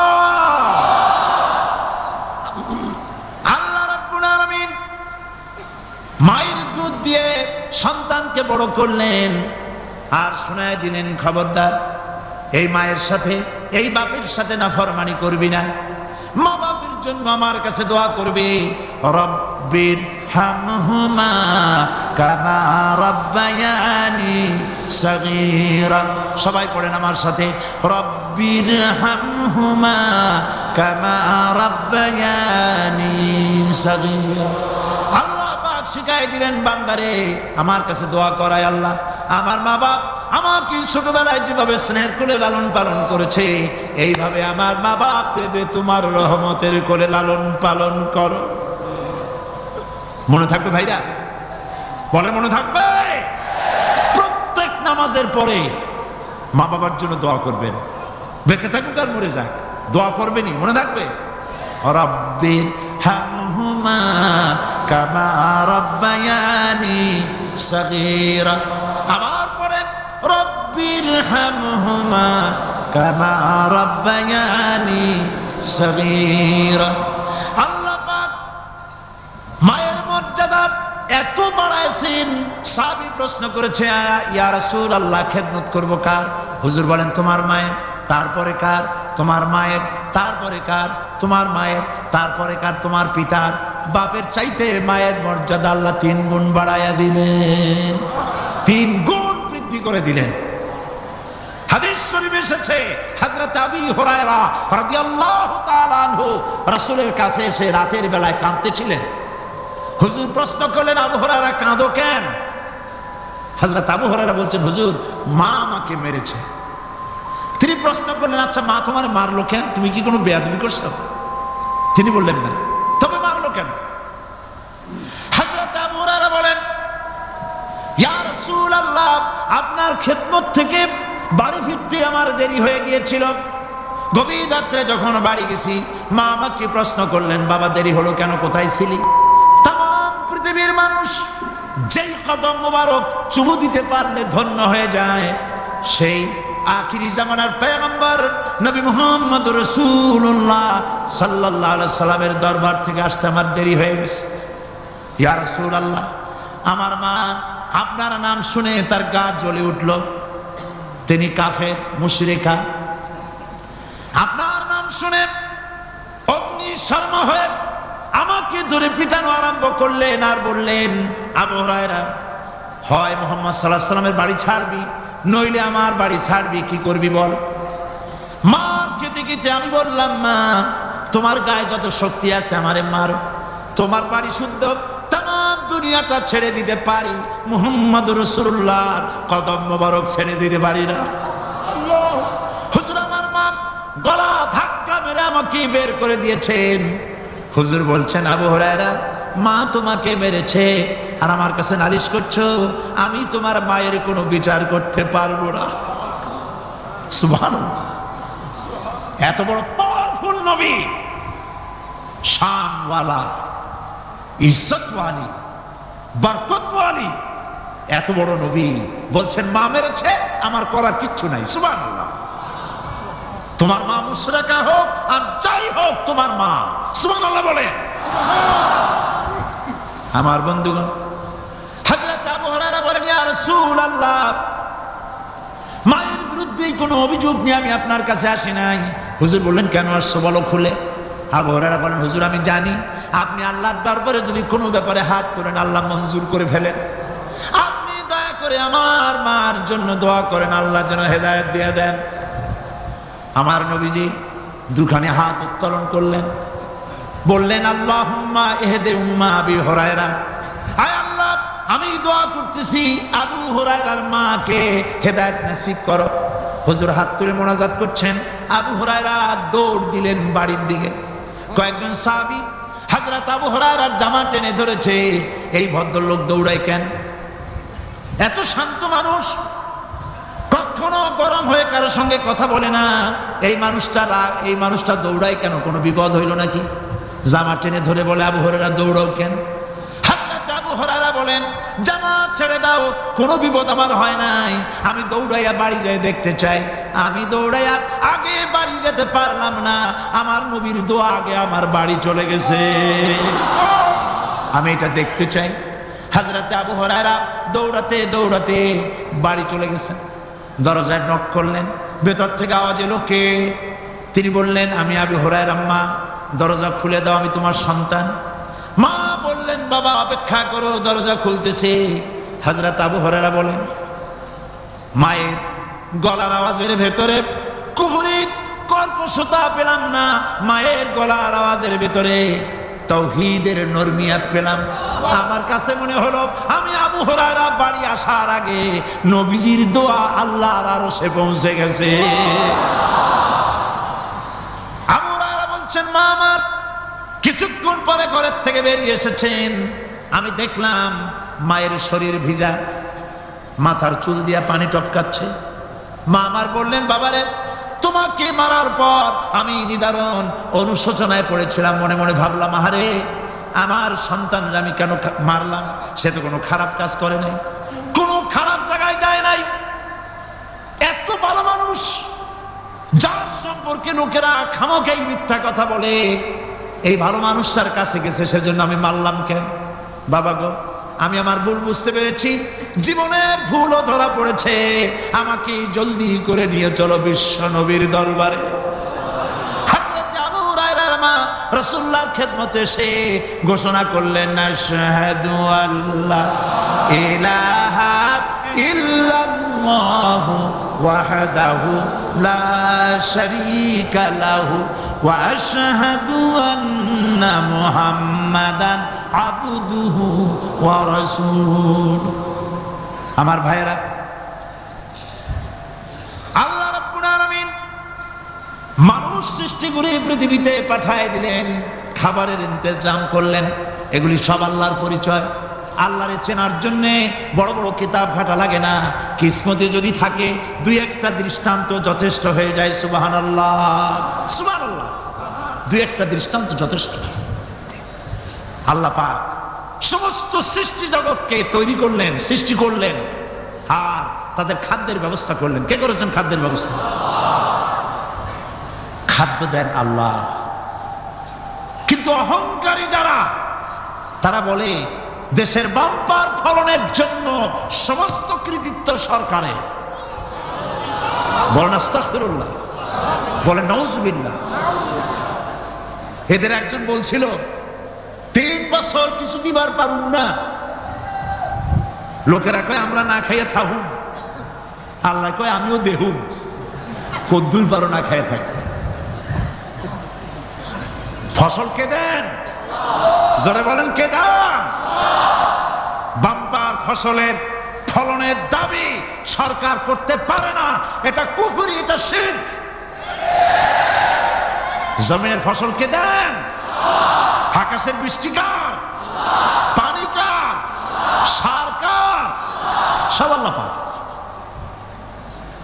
আল্লাহ পাক কোরআন শরীফে বলেছেন, লা ইন শাকারতুম লাযীদান্নাকুম ওয়া লা ইন কাফারতুম ইন্না আযাবী লাশাদীদ।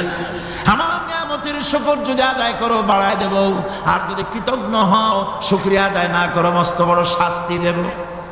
ফসল দেই আমি, আর শুকরিয়া আদায় করো তোমার বাজানে, ঠিক কিনা? শুকরিয়া আদায় করে কার? বাজানে।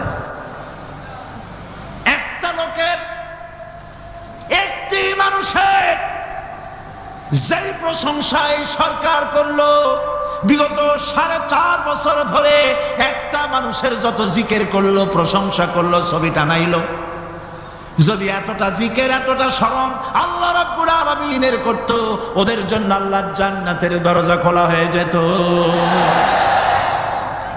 প্রশংসা করবে কার? চিল্লায় বলুন, আল্লাহ পাকের প্রশংসা করো। খেতে দেওয়ার মালিক তিনি। আল্লাহ পাক বলছেন, আল্লাহকে, তার পরিচয় আল্লাহ তুলে ধরেছেন, ওয়ামা মিন দাব্বাতিন ফিল আরদি ইল্লা আলাল্লাহি রিজকুহা। এই পৃথিবীর ভিতরে এমন কোন বিচরণশীল জীব নাই যার রিস্কের দায়িত্ব আমি আল্লাহ গ্রহণ করি নাই। সুবহানাল্লাহ বলবেন না? রিস্কের দায়িত্ব কার হাতে? আচ্ছা দেখুন তো, পৃথিবীর সমস্ত সরকারের কাছে বিভিন্ন মন্ত্রণালয় আছে না? খাদ্য মন্ত্রণালয় বলে কোনো মন্ত্রণালয় আছে কিনা? আছে। খালি কয় খামু আর খামু। খাদ্য মন্ত্রণালয় আছে, থাকার পরেও মানুষ না খাইয়া মরে, ঠিক কিনা? এবার একটু তাকান তো, জ্ঞানের চক্ষু দিয়া তাকান। ফরেস্ট এরিয়া, বাঘ আছে কিনা? নাই। সিংহ আছে কিনা? গন্ডার আছে কিনা? হাতি আছে কিনা? বিশাল বিশাল প্রাণী আছে কিনা?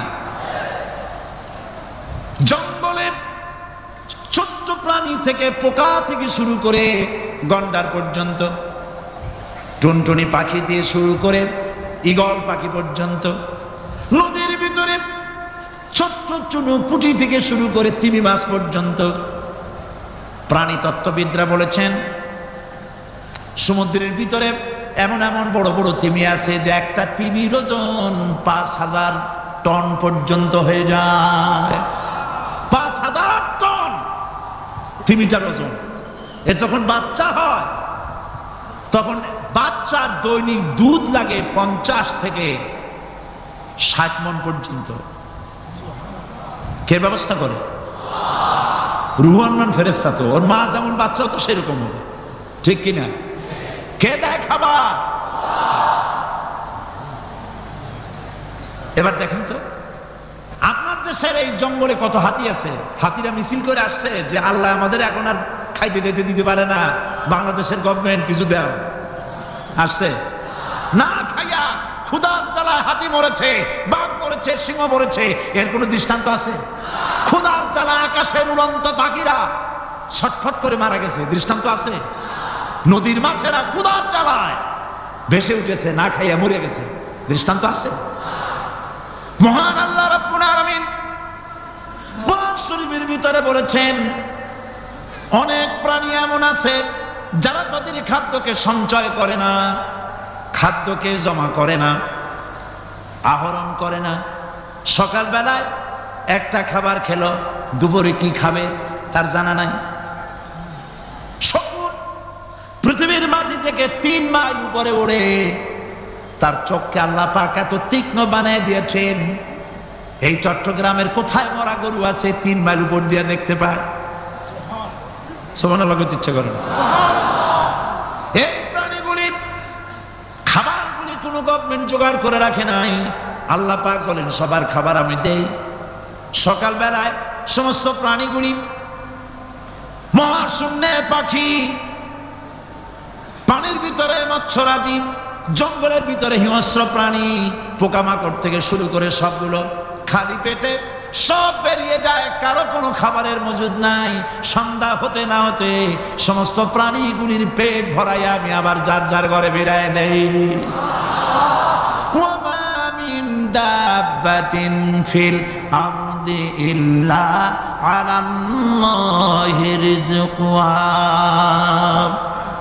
সমস্ত প্রাণী রিজকের দায়িত্ব আমি আল্লাহর হাতে।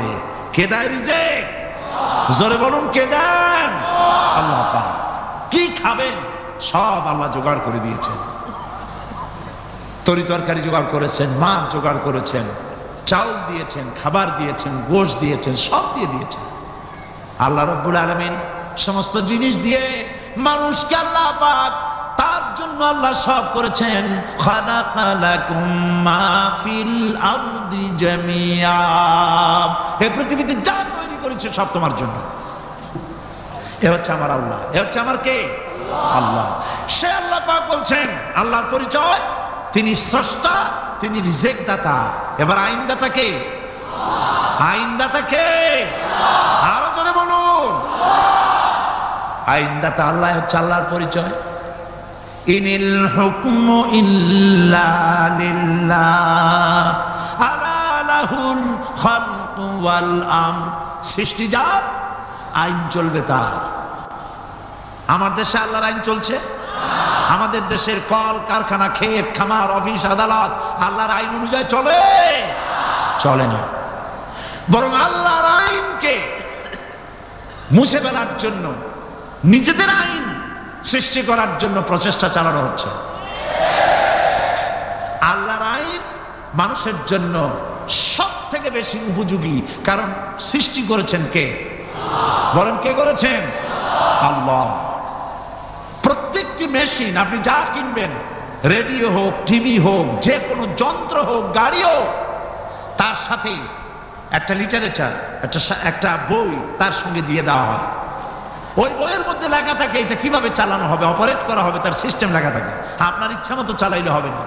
এই মানব গোষ্ঠীকে সৃষ্টি করেছেন। এখন আপনি যদি আপনার আইন মতো চালান, তা কি চলবে?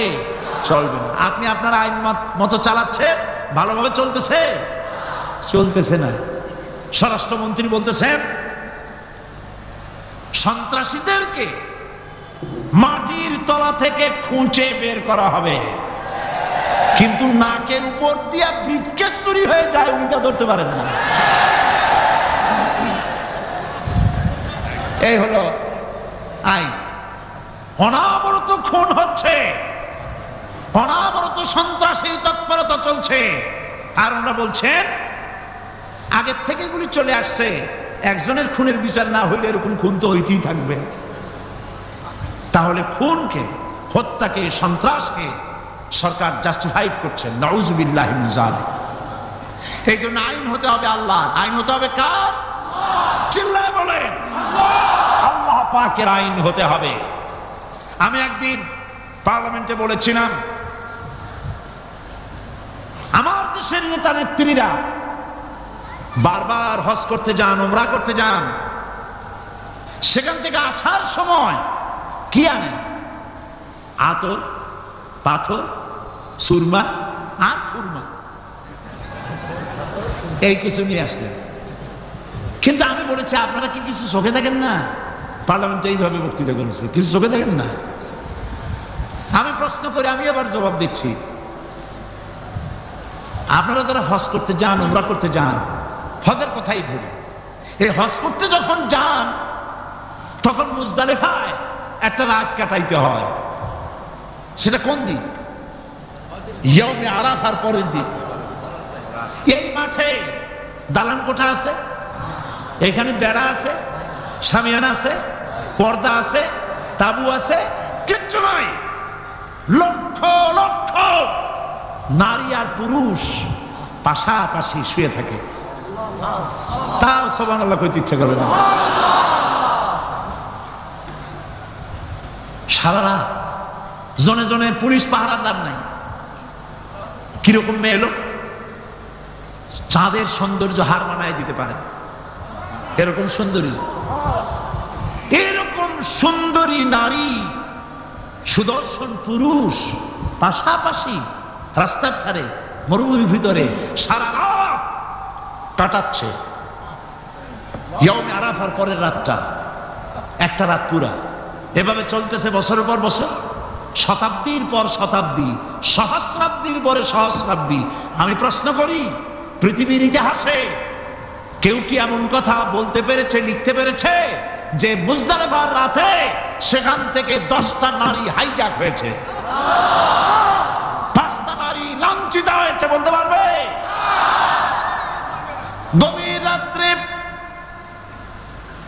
পুরুষ সঙ্গী ছাড়া সুন্দরী রমণী, যুবতী রমণী, একাকিনী নিজের ঘর ছেড়ে আল্লাহর ঘরে তাওয়াফ করতে আসে। তাওয়াফ সেরে তাহাজ্জুদের নামাজ পড়ে আল্লাহর কাছে মোনাজাত করে একা একা হাজার হাজার লাখো পুরুষের ভিতর থেকে আপন ঘরে ফিরে যায়। কারো বাবার হিম্মত নাই একবার তাকায় তো রূপ উপভোগ করার জন্য, আবার তাকায়, অথবা তার আঁচল ধরে টান মারে। হাসি ইতিহাস, কথা কন না কেন? সুন্দরী একটা মাইয়া মক্কা থেকে মদিনা থেকে পাওয়া যায় না, 15 দিন হয়ে গেছে।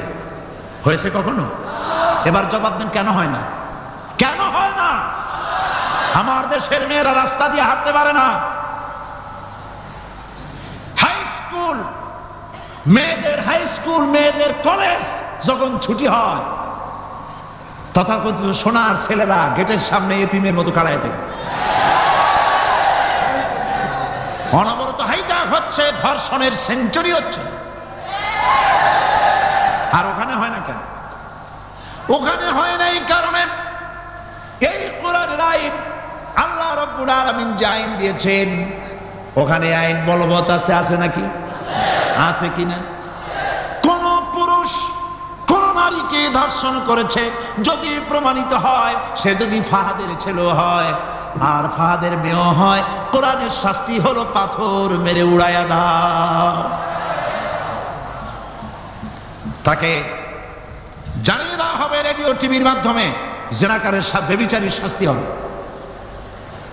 চতুর্দিকে হাজারো লোকেরা দাঁড়াবে, হাতে পাথর নিয়ে পাথর মেরে তাকে তার গোশত হাড্ডি বাতাসের সাথে উড়ায় দেবে।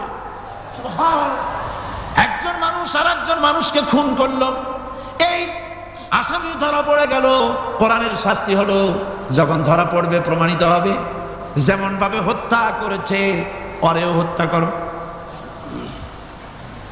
এই দৃশ্য, এই আইন যদি বাংলাদেশে যদি এই আইন চালু হয়ে যেত, খুনের আসামি ধরা পড়েছে জেনার আসামি, প্রকাশ্য ময়দানে এলো, সাক্ষী প্রমাণে কোর্টে প্রমাণিত হলো সত্যি সে খুনি। এই বিশাল আউটার স্টেডিয়ামের মাঝখানে খুনি কি দাঁড় করাও, চতুর্দিকে হাজারো লাখো মানুষ থাকুক, রেডিও টিভির ক্যামেরা কার্যকর হবে, পত্র পত্রিকার সাংবাদিকরা আসবে, তরবারির এক আঘাতে খুনির কল্লাটা উড়ায় দাও, দেহটা নিঃসার হয়ে জমিনে পড়ে যাবে। এই দৃশ্য যারা দেখবে স্বচক্ষে, রেডিওতে, পত্র পত্রিকায়, আর 1 বছরের ভেতরে খুন করার হিম্মত কারো কলিজায় উঠবে? জিনাকারের পাথর মেরে দেওয়া, পাথর মেরে উড়িয়ে দেওয়ার শাস্তি যদি চোখে কেউ দেখে, জিনা করার পুলো কার জাগবে? এটা নাম আল্লাহর আইন। এই আইন কার? এই আইন কার? এই আইন যতদিন পর্যন্ত বাংলার মানুষের মুসলমানদের উপরে কার্যকরী না হচ্ছে, এই দেশে কার্যকরী না হবে, ততদিন পর্যন্ত হত্যা, ধর্ষণ, খুন বন্ধ হবে না। বন্ধ হবে। সুতরাং এই আইন হচ্ছে কার? আরো জোরে বলেন, আল্লাহ রাব্বুল আলামিন।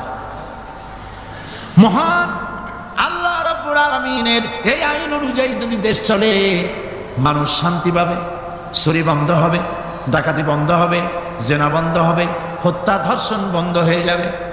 নবীজি এমন একটি আইন চালু করে দিয়ে, কোরআনের বিধান চালু করে দিয়ে এমন একটা সমাজ চালু করেছিলেন, যেই সমাজ সম্পর্কে হুজুর নিজে বলেছেন, খায়রুল কুরুনে কারনি, সর্বশ্রেষ্ঠ যুগ হলো কার যুগ? আমার যুগ। সুবহানাল্লাহ বলেন। রাসূলের যুগ হলো সর্বশ্রেষ্ঠ যুগ। সেই কোরআন, সেই হাদিস আজও আছে না নাই? বলেন জোরে, আজও আছে না নাই? সেই কোরআন এবং সুন্নাহ দিয়ে দেশ শাসন হোক, এটা কি আমরা চাই? কারা কারা চাই? দু হাত উঁচু করে দেখা।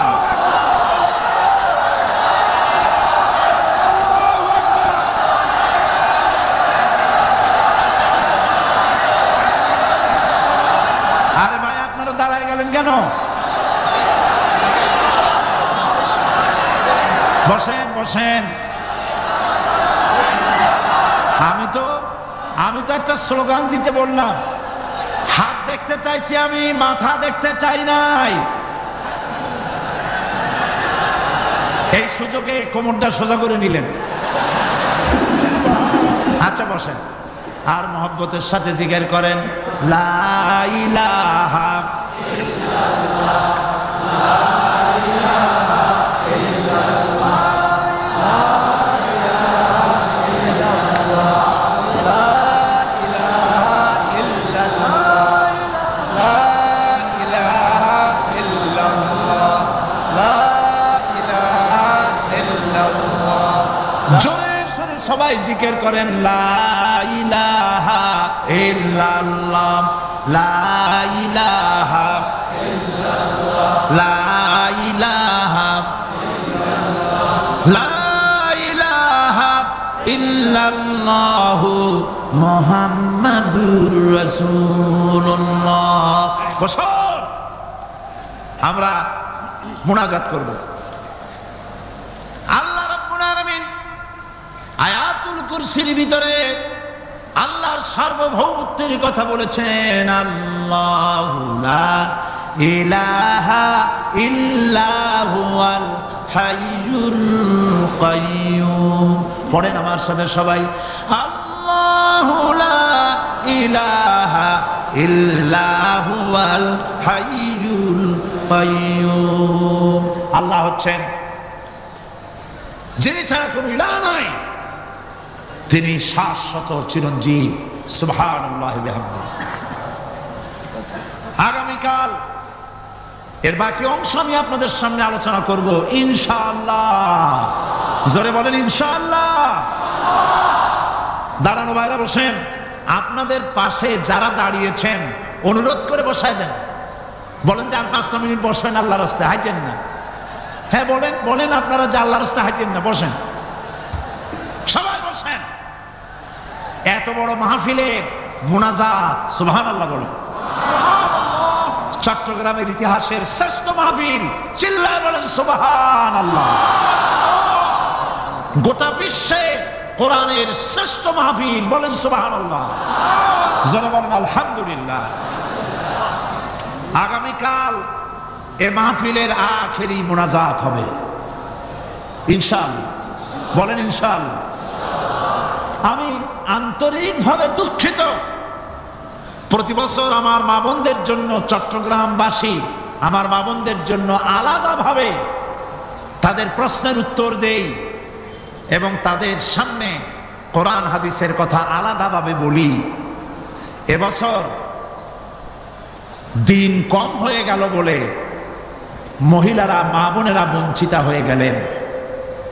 শিশু কিশোরদের জন্য আলাদাভাবে সমাবেশ করা হয়, তাও বঞ্চিত হয়ে গেল। এই বিশাল তাফসীরুল কোরআন মাহফিলের বরকত থেকে চিটাগংবাসীকে যারা বঞ্চিত করলো, আল্লাহ তাদের হেদায়েত নসিব করে দিন। যদি হৃদয় থাকে, যদি হৃদয় বলে কিছু থাকে, বিবেক বলে যদি কিছু থাকে, আর শরীর যদি মুসলমানের পিওর রক্ত থাকে, তাহলে বাড়ি বসে অনুশোচনা করা উচিত, চোখের পানি ফেলানো উচিত ওই সব লোকের যারা এই বরকতপূর্ণ মাহফিলকে বাধা দিয়েছে। আর যাদের কলজের মধ্যে আল্লাহ মোহর মেরে দিয়েছে, এগুলোর তো হেদায়েত হবে না।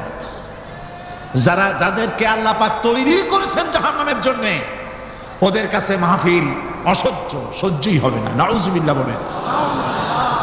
চট্টগ্রামবাসীর জন্য তাফসীরুল কোরআন মাহফিল নিয়ামত। এই নিয়ামত কিয়ামত পর্যন্ত আল্লাহ টিকায় রাখুন, বলি আমিন। আগামীকালের আখেরি মোনাজাতে সমস্ত মুসলমান চতুর্দিক থেকে আল্লাহ পাকের নারা লাগাতে লাগাতে আসবেন। আল্লাহু আকবার, নারে তাকবীর।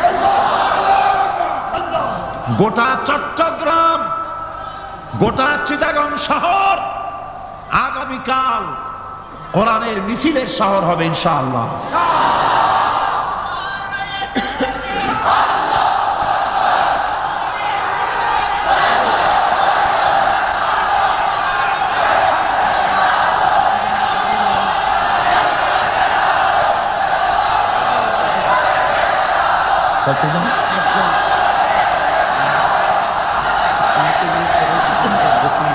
আপনি দিবেন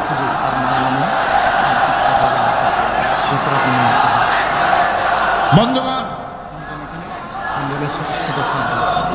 আজকে কোরআন শরীফের তাফসীর শুনে ইসলামের প্রতি আকৃষ্ট হয়ে 8 জন অমুসলিম ভাই ইসলাম কবুল করার জন্য এসেছে। লা ইলাহা ইল্লাল্লাহু মুহাম্মাদুর রাসূলুল্লাহ। আল্লাহ ছাড়া কোনো ইলাহ নাই, মাবুদ নাই। মুহাম্মদ সাল্লাল্লাহু আলাইহি ওয়াসাল্লাম আল্লাহর প্রেরিত রাসূল। আশহাদু আল্লা ইলাহা ইল্লাল্লাহু ওয়াহদাহু লা শারীকা লাহু ওয়া আশহাদু আন্না মুহাম্মাদান আবদুহু ওয়া রাসূলুহু। আমি সাক্ষ্য দিচ্ছি আল্লাহ ছাড়া কোনো ইলাহ নাই, মাবুদ নাই, উপাস্য নাই, তিনি এক, তিনি একক, তার কোনো অংশীদার নাই। আমি আরো সাক্ষ্য দিচ্ছি মুহাম্মদ সাল্লাল্লাহু আলাইহি ওয়াসাল্লাম আল্লাহর বান্দা এবং তার প্রেরিত রাসূল। সকলকে বলো আসসালামু আলাইকুম। আপনারা সবাই জবাব দেন। আজ গতকালের ৭, আজকের ৯। আলহামদুলিল্লাহ, আমাদের এই ভাইরা এখন নিষ্পাপ বেগুনা। আমাদের এই নবাগত ইসলামে দীক্ষিত নিষ্পাপ মুসলমানদের সাথে আমি আপনাদের পক্ষ থেকে আলিঙ্গন করছি।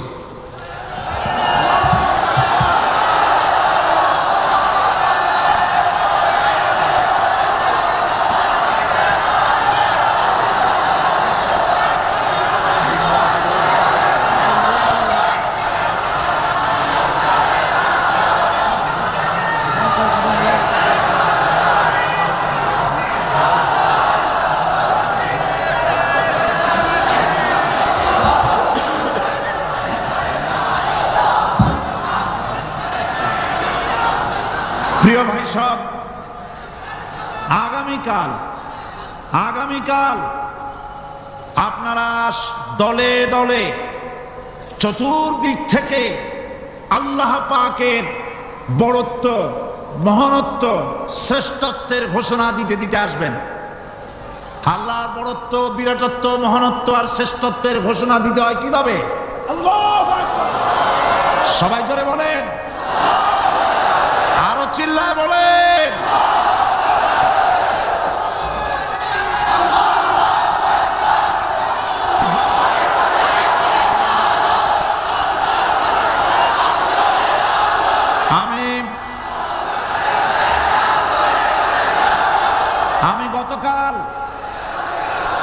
আমি গতকাল এই মাহফিলে পুলিশ প্রশাসনকে অনুরোধ করেছিলাম, আজকের মাগরিবের নামাজের মধ্যে 40 জন নিরপরাধ কোরআন পাগল মুসলমানদেরকে জেল থেকে মুক্তি দেওয়ার জন্য। আপনারা তামসা মনে করবেন না। পুলিশ কমিশনার সাহেব, মুসলমানদের ঈমান নিয়ে, আগুন নিয়ে খেলা করবেন না। রাজশাহী এবং চট্টগ্রাম এক জিনিস নয়। আপনি রাজশাহীকে নির্যাতন করে এসেছেন, আমাদের কাছে সে হিসাব আছে। আপনি চট্টগ্রামের যদি এই মুসলমান ছেড়ে না দেন, আপনার মৃত্যু হবে, পাগল হয়ে মরবে।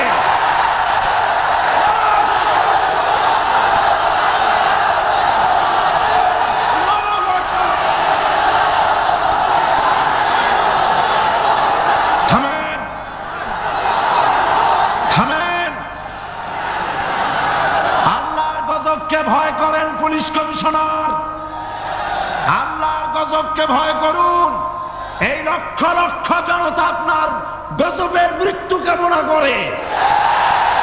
আপনি যদি কালকের জুমার আগে 40 জন ছেড়ে না দেন, এই মাহফিল থেকে এমন কঠোর কর্মসূচি ঘোষণা করা হবে, গোটা চট্টগ্রাম অচল হয়ে যাবে।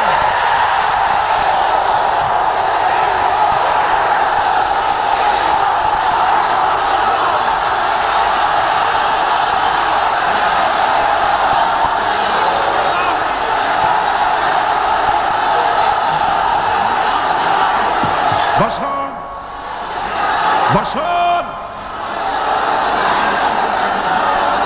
বাংলাদেশটাকে হিন্দুস্তান ভাববেন না। বাংলাদেশ হিন্দুস্তান হবে না, বসনিয়া হবে না।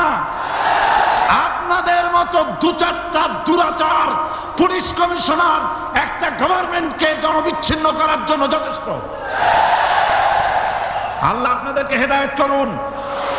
মুসলমানদের দুশমন, আল্লাহ এদেরকে হেদায়েত করুন। পাগলামি করবেন না, আল্লাহর গজবকে ভয় করুন।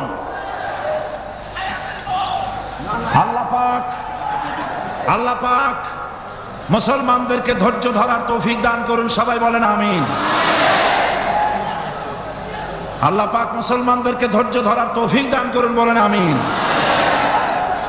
আমি আজ আপনাদের খেদমতে আরজ করি, আগামীকাল দলে দলে কোরআনের তাফসীরের মাহফিলের মোনাজাতে শরীক হন। আল্লাহ তৌফিক দান করুন।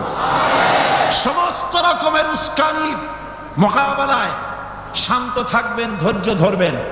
রাজি আছেন? রাজি আছেন? আল্লাহ পাক আপনাদেরকে সকলকে ধৈর্য ধরার তৌফিক দান করুন। আমরা অত্যাচারের মোকাবেলা করব ঈমানি শক্তি দিয়ে ইনশাআল্লাহ। মোনাজাত করে যাওয়ার সময় আপনারা যতগুলি লাইব্রেরি আছে, অনেকগুলি বইয়ের দোকান আছে, কালকেও বলা হয়েছে, আজকেও বলছি, আপনারা যাওয়ার সময় বইগুলি খরিদ করে নিয়ে যাবেন। বিশেষ করে ফুরফুরা পীর সাহেবের দরবারের বড় আলেম মুহাদ্দিস মুফতি আল্লামা সাইদ আহমদ মুজাদ্দিদি সাহেবের কোরআন ও সুন্নাহর ফায়সালায় মুসলমান কিভাবে কাফের হয় বইটি পাওয়া যাবে। তারপরে খুররাম মুরাদ সাহেব রহমতুল্লাহ আলাইহ, তার লেখা রাসূল সাল্লাল্লাহু আলাইহি ওয়াসাল্লামের জীবনের কিছু উজ্জ্বল ছবি লাইব্রেরিগুলিতে পাওয়া যাবে। রিয়াজুস সালিহিন, এখানে রিয়াজুস সালিহিন এবং জামিআত তিরমিজি, এই সমস্ত বই ঢাকা থেকে এসেছে। আল্লাহ আপনাদেরকে কেনার তৌফিক দান করুন। সবাই বলেন আমিন। কোরআন শরীফের তাফসীর কিনবেন, কিতাব কিনবেন, এগুলি আপনারা খরিদ করে নিয়ে যাবেন। আর একটি পত্রিকা জুমাবার আহলুস সুন্নাতুল জামাতের মুখপত্র চট্টগ্রামের, এই পত্রিকাটি মাওলানা শামসুদ্দিন সাহেব আপনাদেরকে খরিদ করার জন্য অনুরোধ জানাচ্ছেন। এবং মা বোনেরা আগামীকাল মাগরিবের পরে স্টেডিয়ামে আসবেন ইনশাআল্লাহ। আপনাদের কথাবার্তা শোনানো আগামীকাল শোনাবো ইনশাআল্লাহ, আলাদাভাবে শোনানো যাবে না। তবে বিভিন্ন প্রশ্নের যে সব জবাব দেওয়া হয়েছে এগুলো বইয়ের আকারে আছে, আপনারা নিতে পারবেন। আর যেহেতু পুরা 5 দিন আমি সময় পাই নাই, সেই জন্য আয়াতুল কুরসির তাফসীর 5 দিন ধরে করার জায়গায় মাত্র 3 দিনে করাটা আদৌ সম্ভব নয়।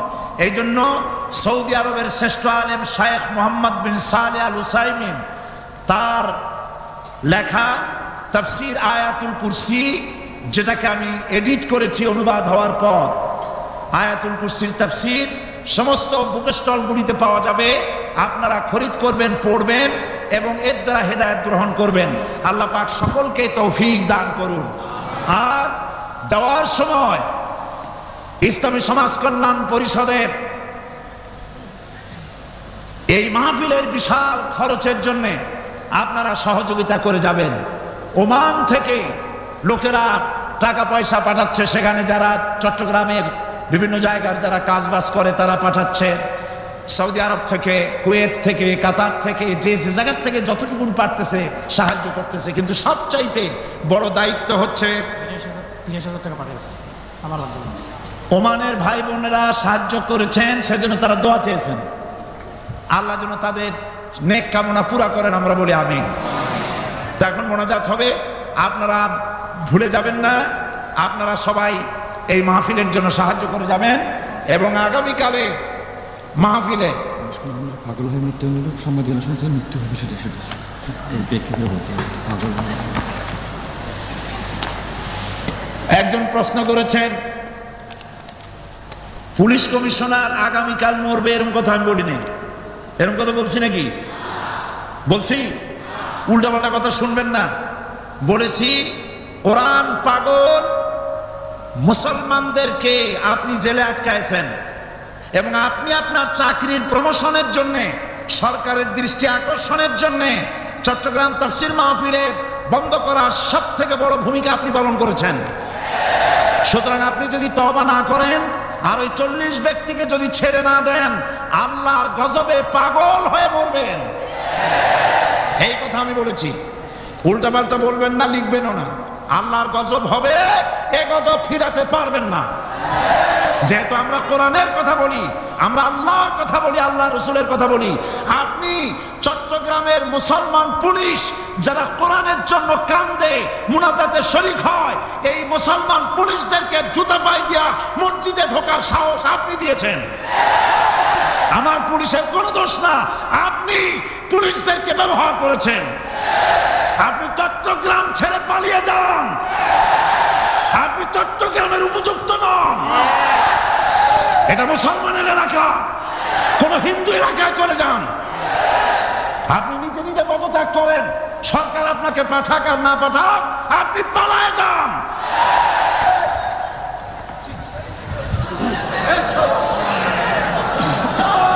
আল্লাহুম্মা আমিন। ربنا ظلمنا أنفسنا وإن لم تغفر لنا وترحمنا لنكونن من الخاسرين। হায় আল্লাহ তাআলা, লক্ষ লক্ষ মুসলমান নরনারী দীর্ঘক্ষণ ধরে কোরআনের কথা আমরা শুনেছি। আল্লাহ তুমি দয়া করে মেহেরবানি করে আমাদের জিন্দেগির গুনাহ মাফ করে দাও রব্বুল আলামিন। আমাদের মা বাপ যারা কবরে শুয়ে আছেন, কবরগুলি কি জান্নাতের টুকরা বানায় দাও।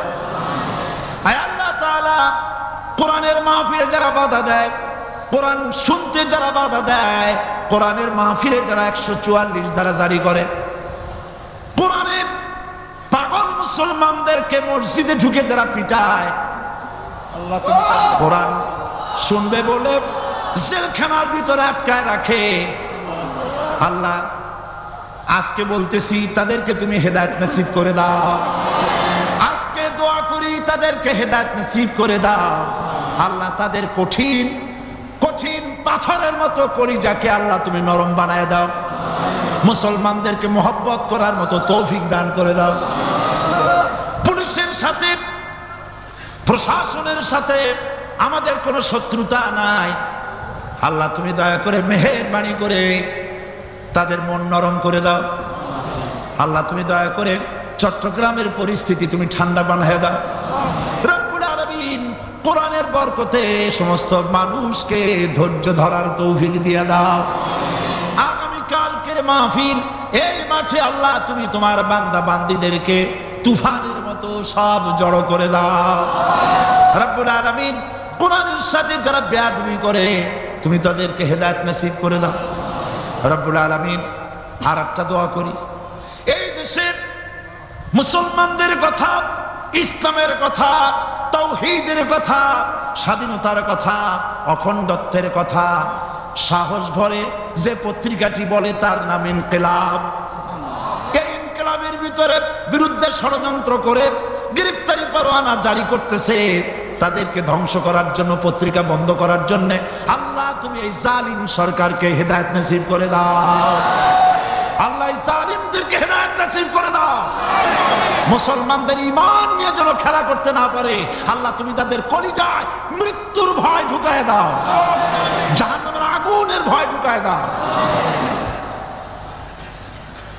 আল্লাহ তাআলা আগামী কালকের মাহফিল তুমি কামিয়াব করে দিও।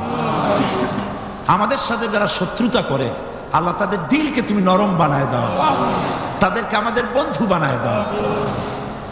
রব্বানা তাকাব্বাল মিন্না ইন্নাকা আনতাস সামিউল আলিম ওয়া তুব আলাইনা ইন্নাকা আনতাত তাওয়াবুর রহিম। সুবহান রাব্বিকা রাব্বিল ইজ্জাতি আম্মা ইয়াসিফুন ওয়া সালামুন আলাল মুরসালিন ওয়ালহামদুলিল্লাহি রাব্বিল আলামিন।